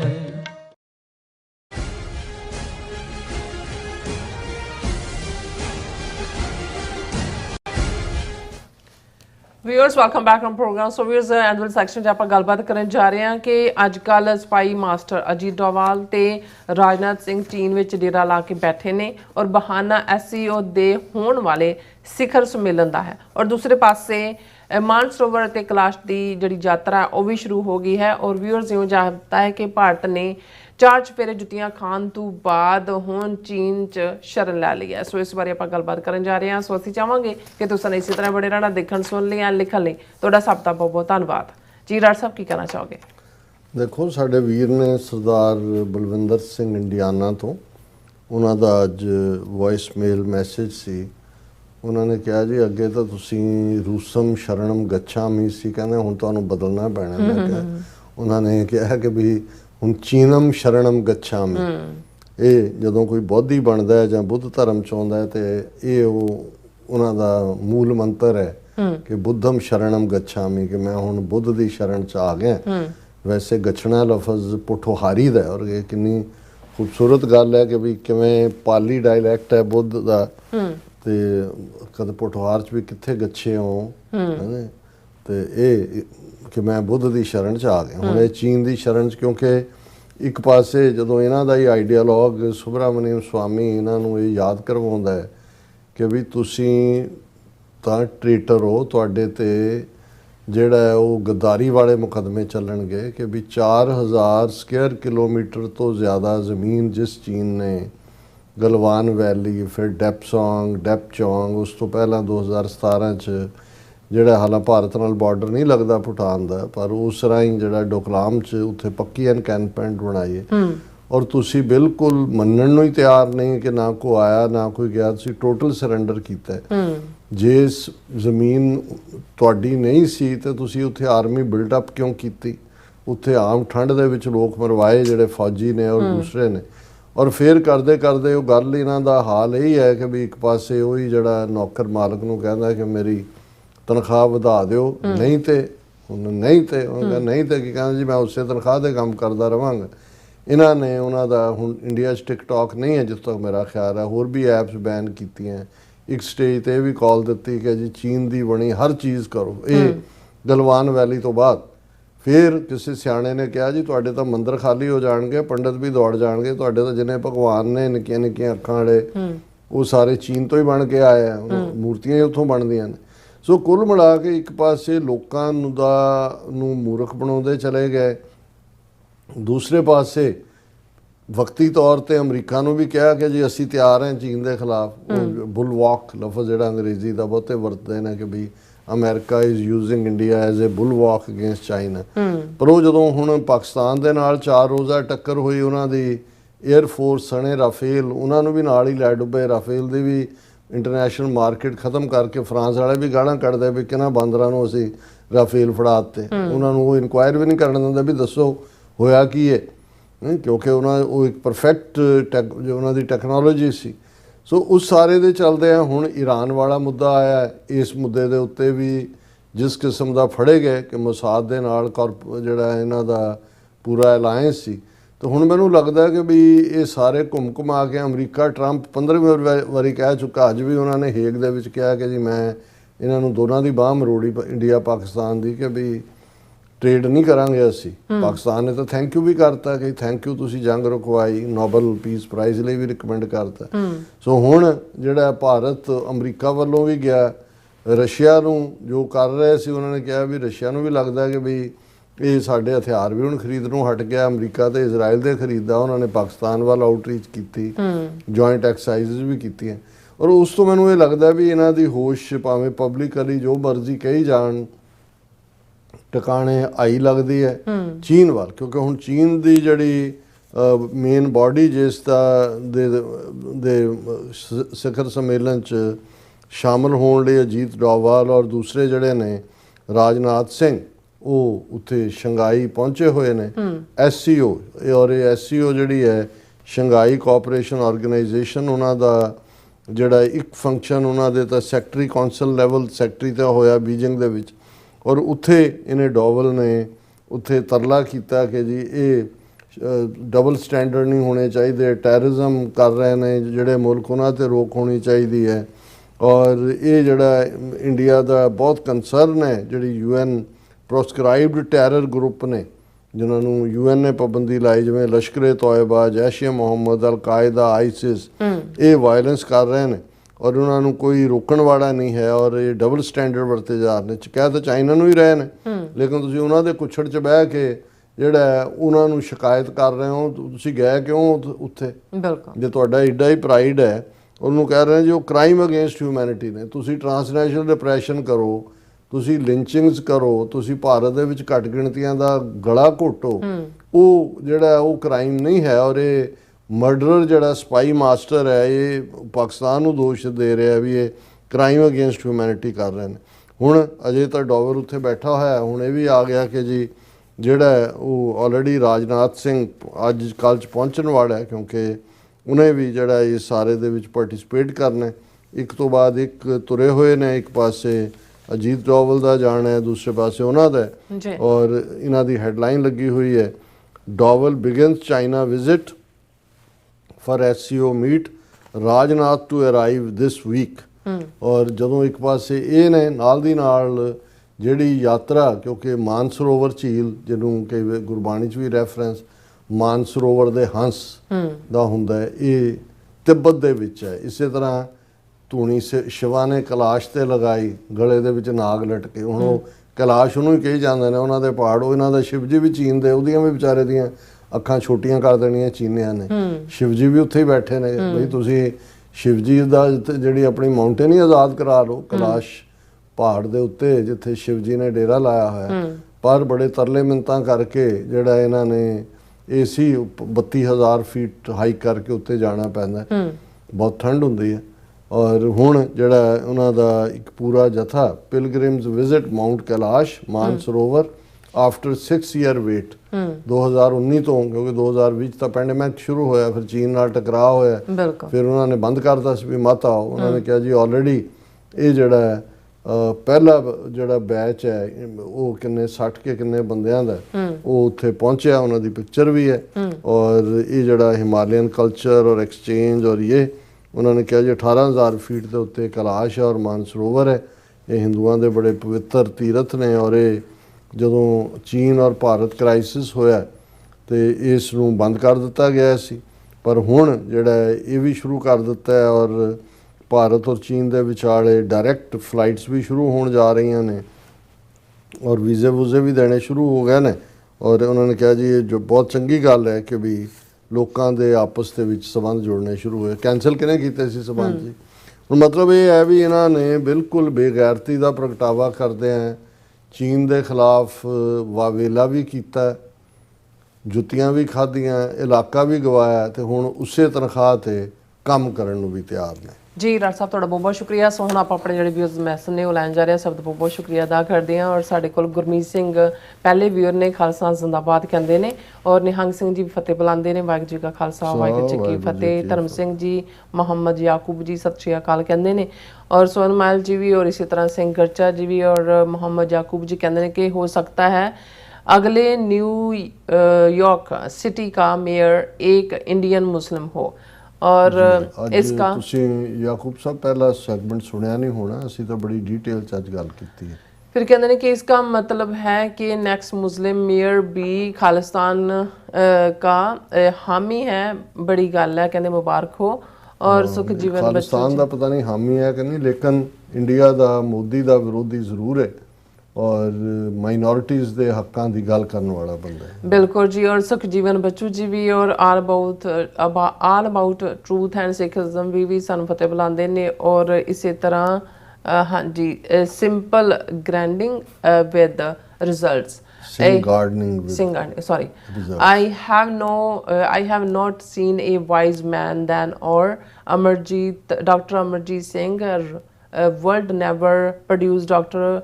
Saib again. This is Harjeet Singh from Delhi. Waheguru ji ਕਾ ਖਾਲਸਾ ਵਾਹਿਗੁਰੂ ਜੀ ਕੀ ਫਤਿਹ। ਹਰਜੀਤ ਸਿੰਘ ਜੀ ਬਹੁਤ ਬਹੁਤ ਸ਼ੁਕਰੀਆ, ਤੁਸੀਂ ਦਿੱਲੀ ਤੋਂ ਦੇਖ ਰਹੇ ਹੋ, ਕੰਪਲੀਮੈਂਟ ਦੇ ਲਈ ਵੀ। ਲੇਕਿਨ ਅਸੀਂ ਤਾਂ ਆਮ ਤਾਲਿਬੇ ਇਲਮ ਵਾਂਗ ਇੱਕ ਸਧਾਰਨ ਮੈਂ ਇਨਸਾਨ ਹੈ, ਕੋਸ਼ਿਸ਼ ਕਰਦਾ ਕੁਝ ਸਿੱਖਣ ਦੀ। ਤੁਹਾਡੇ ਵਰਗੇ ਵੀਰ ਜਦੋਂ ਹੌਸਲਾ ਦਿੰਦੇ ਨੇ ਤੇ ਹੋਰ ਵੀ એનર્ਜੀ ਆਉਂਦੀ ਹੈ। ਬਾਕੀ ਅਸੀਂ ਸਾਰੇ ਹੀ ਗੁਰਸਿੱਖਾਂ, ਇੱਕੋ ਪਿਆਰ, ਹਰਮਿੱਤਾਂ ਪੁੱਤਾਂ ਭਾਈ ਹਾਂ। ਅਸੀਂ ਸਾਰੇ ਭਾਈ ਭਾਈ ਹਾਂ ਔਰ ਇੱਕ ਦੂਜੇ ਤੋਂ ਸਿੱਖਦੇ ਹਾਂ। ਔਰ ਰਣਜੀਤ ਸਿੰਘ ਜੀ ਵੀ ਫਤਿਹ ਬੁਲਾਉਂਦੇ ਨੇ, ਔਰ ਇਸੇ ਤਰ੍ਹਾਂ ਅਮਰਜੀਤ ਸਿੰਘ ਸੈਣੀ ਜੀ ਵੀ, ਔਰ ਇਸੇ ਤਰ੍ਹਾਂ ਹਰਮਨ ਪੰਨੂ ਜੀ ਵੀ, ਉਮਰ ਖਾਨ ਜੀ ਵੀ ਕਹਿੰਦੇ ਅੱਲਾ ਖਾਲਿਸਤਾਨ ਨੂੰ ਇਹਨਾਂ ਗੁੰਡੇ ਹਿੰਦੂ ਤਾਇਵਾਨ ਤੋਂ ਕਹਿੰਦੇ ਨੇ ਹਿੰਦੂ ਤਵੀਆਂ ਤੋਂ ਕਹਿੰਦੇ ਆਜ਼ਾਦੀ ਦਿਵਾਵੇ। ਡਾਕਟਰ ਸਾਹਿਬ ਤੇ ਨੀਲਮ ਕੌਰ ਸਾਹਿਬਾ ਤੁਹਾਡਾ ਬੜੇ ਗੁੰਡਿਆਂ ਲੋਕਾਂ ਨਾਲ ਕਹਿੰਦੇ ਵਾਸਤਾ ਪਿਆ ਹੈ। ਹਾਂ, ਇਹ ਬਿਲਕੁਲ। ਹਾਂਜੀ, ਔਰ ਜ਼ਾਲਮ ਵੀ ਔਰ ਸ਼ੈਤਾਨ ਵੀ। ਬਿਲਕੁਲ। ਬਿਲਾਲ ਅਹਿਮਦ ਜੀ ਵੀ ਔਰ ਹੈਲੋ ਕਹਿੰਦੇ ਨੇ doctor Sahib and your team Bilal Ahmed the raining morning here in Lahore but ਇੱਥੇ ਤੇ ਬਹੁਤ ਜ਼ਿਆਦਾ ਗਰਮੀ ਹੈ। ਮਾਨਸੂਨ ਜਲਦੀ ਆ ਗਈ ਤੁਹਾਡੇ। ਇੱਥੇ ਤਾਂ ਪੂਰਾ ਤੰਦੂਰ ਬਣਿਆ ਹੋਇਆ ਹੈ ਨਿਊਯਾਰਕ। ਔਰ ਇਸੇ ਤਰ੍ਹਾਂ ਰਾਜਨਪ੍ਰੀਤ ਸਿੰਘ ਜੀ ਵੀ ਔਰ ਸੁਰਜੀਤ ਕੌਰ ਜੀ ਵੀ, ਡਾਕਟਰ ਪਰਮਜੀਤ ਸਿੰਘ ਸਮਰਾ ਜੀ ਵੀ ਫਤਿਹ ਬੁਲਾਉਂਦੇ ਨੇ, ਔਰ ਜਗਤਾਰ ਸਿੰਘ ਗੋਲਡੀ ਵੀ, ਪੰਨੂ ਸਾਹਿਬ ਕਹਿੰਦੇ ਜਿੰਦਾਬਾਦ, ਪਾਲ ਸਿੰਘ ਫਤਿਹ ਬੁਲਾਉਂਦੇ, ਪਰਮਿੰਦਰ ਜੀ ਵੀ ਖਾਲਸਾ ਜਿੰਦਾਬਾਦ, ਔਰ ਇਸੇ ਤਰ੍ਹਾਂ ਰਾਜਵਿੰਦਰ ਕੌਰ ਜੀ ਵੀ ਵਾਹਿਗੁਰੂ ਜੀ ਕਾ ਖਾਲਸਾ ਵਾਹਿਗੁਰੂ ਜੀ ਕੀ ਫਤਿਹ ਕਹਿੰਦੇ ਖਾਲਸਾ ਜਿੰਦਾਬਾਦ, ਔਰ ਖਾਲਿਸਤਾਨ ਦੀ ਮੰਗ ਨੂੰ ਪੂਰਾ ਕਰਨ ਲਈ ਵਾਹਿਗੁਰੂ ਜੀ। और मोहम्मद याकूब जी कहते हैं डॉक्टर साहब पाकिस्तान में 1977 के बाद आज तक पाकिस्तान में हर शिया सुन्नी फसाद का जिम्मेदार है। शिया ईरान है, आप ईरान को नहीं जानते। और देखो जनाबे आला इस वेले जो खलोण का वेला आया ईरान खलोता है ना, बाकी कितने गए मुल्क। साडा मतलब असी अंदरूनी मामले च नहीं सानू समझ आया भी सिद्धांतक की है, लेकिन ਜਿਹੜੇ ਜੇ ਇੱਕ ਮੁਸਲਮਾਨ ਦੀ ਸਪਿਰਿਟ ਜ਼ੁਲਮ ਦੇ ਖਿਲਾਫ ਖਲੋਣ ਦੀ ਹੈ ਉਹ ਉਹਨਾਂ ਨੇ ਸ਼ੋਅ ਕੀਤੀ ਹੈ। ਤਾਂ ਸਾਹਮਣੇ ਆ ਉਦਾਹਰਣ। ਹੁਣ ਇਸ ਦੇ ਉੱਤੇ ਤਾਂ ਅਸੀਂ ਕੋਈ ਨਹੀਂ ਕਹਿ ਸਕਦੇ। ਹੋਰ ਅਮਨ ਸਿੰਘ ਖਾਲਸਾ ਜੀ ਵੀ, ਪ੍ਰਭਜੋਤ ਗੇਮਿੰਗ ਜੀ ਵੀ, ਔਰ ਫਿਰ ਅੱਗੇ ਨੇ ਕੀ ਅਜੇਪਾਲ ਸਿੰਘ ਜੀ, ਔਰ ਇਸੇ ਤਰ੍ਹਾਂ ਜਗਤਾਰ ਸਿੰਘ ਕੁਝ ਕਹਿਣਾ ਚਾਹੁੰਦੇ ਨੇ, ਔਰ ਫਿਰ ਇਸੇ ਤਰ੍ਹਾਂ ਇੰਦਰਜੀਤ ਸਿੰਘ ਸੰਧੂ ਜੀ ਵੀ, ਅਬਦੁਲ ਗਫੂਰ ਜੀ ਵੀ, ਲਵ ਫਰੋਮ ਕੈਲੀਫੋਰਨੀਆ ਐਂਡ ਪਾਕਿਸਤਾਨ, ਔਰ ਇਸੇ ਤਰ੍ਹਾਂ ਨਿਹੰਗ ਸਿੰਘ ਜੀ ਵੀ ਖਾਲਸਾ ਜ਼ਿੰਦਾਬਾਦ ਕਹਿੰਦੇ ਨੇ, ਔਰ ਕਹਿੰਦੇ ਵਾਹਿਗੁਰੂ ਕਿਰਪਾ ਕਰਨ ਖਾਲਸਾ ਰਾਜ ਛੇਤੀ ਹੀ ਹੋਂਦ ਵਿੱਚ ਆਵੇ। ਬਿਲਕੁਲ, ਮਹਾਰਾਜ ਆਪ ਸਹਾਈ ਹੋਣ। ਔਰ ਅਬਦੁਲ ਗਫੂਰ ਜੀ ਵੀ ਕਹਿੰਦੇ ਡਾਕਟਰ ਸਾਹਿਬ I want to see I live close by El Sobrante gurdwara please. ਔਰ ਆਰਿਫ ਮਜੀਦ ਜੀ ਵੀ ਕਹਿੰਦੇ ਨੇ ਕਿ ਖਾਲਸਾ ਜ਼ਿੰਦਾਬਾਦ ਔਰ ਪਾਕਿਸਤਾਨ ਜ਼ਿੰਦਾਬਾਦ। ਲਿਵ ਕਲੋਜ਼ ਬਾਈ ਗੁਰਦੁਆਰਾ। ਅੱਛਾ, ਤੁਸੀਂ ਐਲਸਬਰਾਂਟੇ ਰਹਿੰਦੇ ਹੋ ਗਫੂਰ ਸਾਹਿਬ, ਬਹੁਤ ਸ਼ੁਕਰੀਆ ਦੇਖਣ ਲਈ जी। और मोहम्मद याकूब जी भी कहते हैं कि इंडिया में मेरे पाकिस्तान के हालात ख़राब करने में बहुत ज़्यादा एक्टिव है, और लेकिन पाकिस्तान कुछ नहीं कर रहा इंडिया में। और हाँ नहीं, वो हुण गड़बड़ होर भी होएगी आने वाले दिनों च। मैं देख सकता है भी दहशतगर्दी ਦੀਆਂ ਘਟਨਾਵਾਂ ਇਹ ਕਰਵਾਉਣਗੇ। और खालिद अबान ਜਿਹੜੇ ਨੇ ਉਹ doctor Sahib Sharif family always softer with Modi, Shahbaz government never condemn Modi। और इसी तरह बलिहार सिंह कंग जी भी, और फिर इसी तरह बलहाल अहमद जी कहते हैं कि डॉक्टर साहब नेक्स्ट 50 ईयर्स के बाद साउथ एशिया कैसा होगा, दुनिया कहाँ होगी।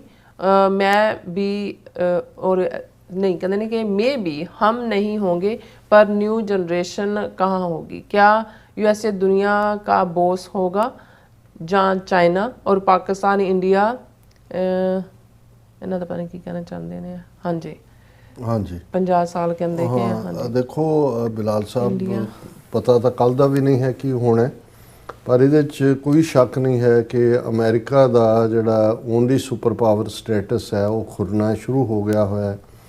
मल्टीपोलर वर्ल्ड होएगा। China as a next military और इकोनॉमिकल पावर, पर जोड़ा मल्टीपोलर च है वो एक बैलेंस भी होएगा। और वो सारे दे विच इस्लामिक वर्ल्ड दे विच भी जोड़े ये बहुत सारे इन्हां दे बनाए हुए शेखडम ने, उन्हां च भी तब्दीली होएगी। लोकां दे विच एक नवीं तब्दीली। और ज़ाहिर है इंडिया वर्गा मुल्क जोड़ा एक आर्टिफिशियल यूनीयन है, जिवें सोवियत यूनीयन या यूगोस्लाविया सी, ये भी टुटेगा। ਔਰ ਮਲਟੀਪੋਲਰ ਵਰਲਡ ਹੋਏਗਾ, ਕੱਲਾ ਅਮਰੀਕਾ ਦੀ ਜਿਹੜੀ ਹੈ ਉਹ ਸਰਦਾਰੀ ਨਹੀਂ ਰਹੇਗੀ। ਔਰ ਇਸੇ ਤਰ੍ਹਾਂ ਜੇ ਜੀ ਸਮਾਈਲ ਕਰ ਰਹੇ ਨੇ, ਕਹਿੰਦੇ ਨੇ ਕਿ ਹਾ ਸਮਾਲ ਆਈਜ਼। ਔਰ ਇਸੇ ਤਰ੍ਹਾਂ ਬਿਲਾਲ ਅਹਿਮਦ ਜੀ ਕਹਿੰਦੇ ਨੇ ਮਾਈ ਇੰਡੀਅਨ ਫਰੈਂਡਸ के लिए चाइना माता की जय हो। और ਹਾਂ ਆਈ ਤਾਂ ਉੱਥੋਂ ਹੀ ਆ ਮਾਤਾ ਇਹਨਾਂ ਦੀ, ਛੋਟੀ ਛੋਟੀਆਂ ਅੱਖਾਂ ਵਾਲੇ ਬਣਾਉਂਦੇ ਨੇ, ਉਹਨਾਂ ਦੀਆਂ ਆਪਣੀਆਂ ਅੱਖਾਂ ਛੋਟੀਆਂ। ਔਰ MR ਜੀ ਵੀ ਰਿਸਪੈਕਟ ਕਰਦੇ ਨੇ। ਔਰ ਇਸ ਪ੍ਰਿਤਪਾਲ ਸਿੰਘ ਜੀ ਚਾਈਨਾ ਚੀਨਾ ਜਿਹੜੇ ਧੰਨਵਾਦ ਡਾਕਟਰ ਸਾਹਿਬ ਤੇ ਭੈਣ ਨੀਲਮ ਕੌਰ ਜੀ, ਖਾਲਸਾ ਜ਼ਿੰਦਾਬਾਦ। ਔਰ ਬਲਜੀਤ ਵਰੈਜ ਜੀ ਵੀ ਸਾਨੂੰ ਫਤਿਹ ਬੁਲਾਉਂਦੇ ਨੇ। ਔਰ ਇਸੇ ਤਰ੍ਹਾਂ ਤਜਿੰਦਰ ਸਿੰਘ ਜੀ ਵੀ, ਹਾਂਜੀ ਸਭ ਦਾ ਬਹੁਤ ਬਹੁਤ ਸ਼ੁਕਰੀਆ। ਸੋ ਇਸ ਤਰ੍ਹਾਂ ਆਪਣੇ ਵਿਊਜ਼ ਕੋਲ ਨੇ ਇਜਾਜ਼ਤ। ਵਿਊਅਰਸ, ਸਾਡੇ ਪ੍ਰੋਗਰਾਮ ਦਾ ਸਮਾਂ ਇੱਥੇ ਮੁੱਕਦਾ। ਤੁਸੀਂ ਆਪਣੀ ਰਾਏ ਤੇ ਸੁਝਾਅ ਸਾਨੂੰ ਭੇਜਣਾ ਭੁੱਲਣਾ ਸਾਡੇ ਇਸ ਪਤੇ ਤੇ sos@tvd4.tv ਤੇ ਅਸੀਂ ਆਪਣਾ ਪ੍ਰੋਗਰਾਮ ਲੈ ਕੇ ਫਿਰ ਦੁਬਾਰਾ ਤੁਹਾਡੇ ਸਾਹਮਣੇ ਹੋਵਾਂਗੇ। ਤਦ ਤੱਕ ਲਈ ਮੈਨੂੰ ਤੇ ਆਪਣਾ ਸੁਣਾ ਗਿਆ ਦੋ ਦੇਖਦੇ ਰਹੋ TV84। ਬੁਲਾ ਦਿਓ ਫਤਿਹ।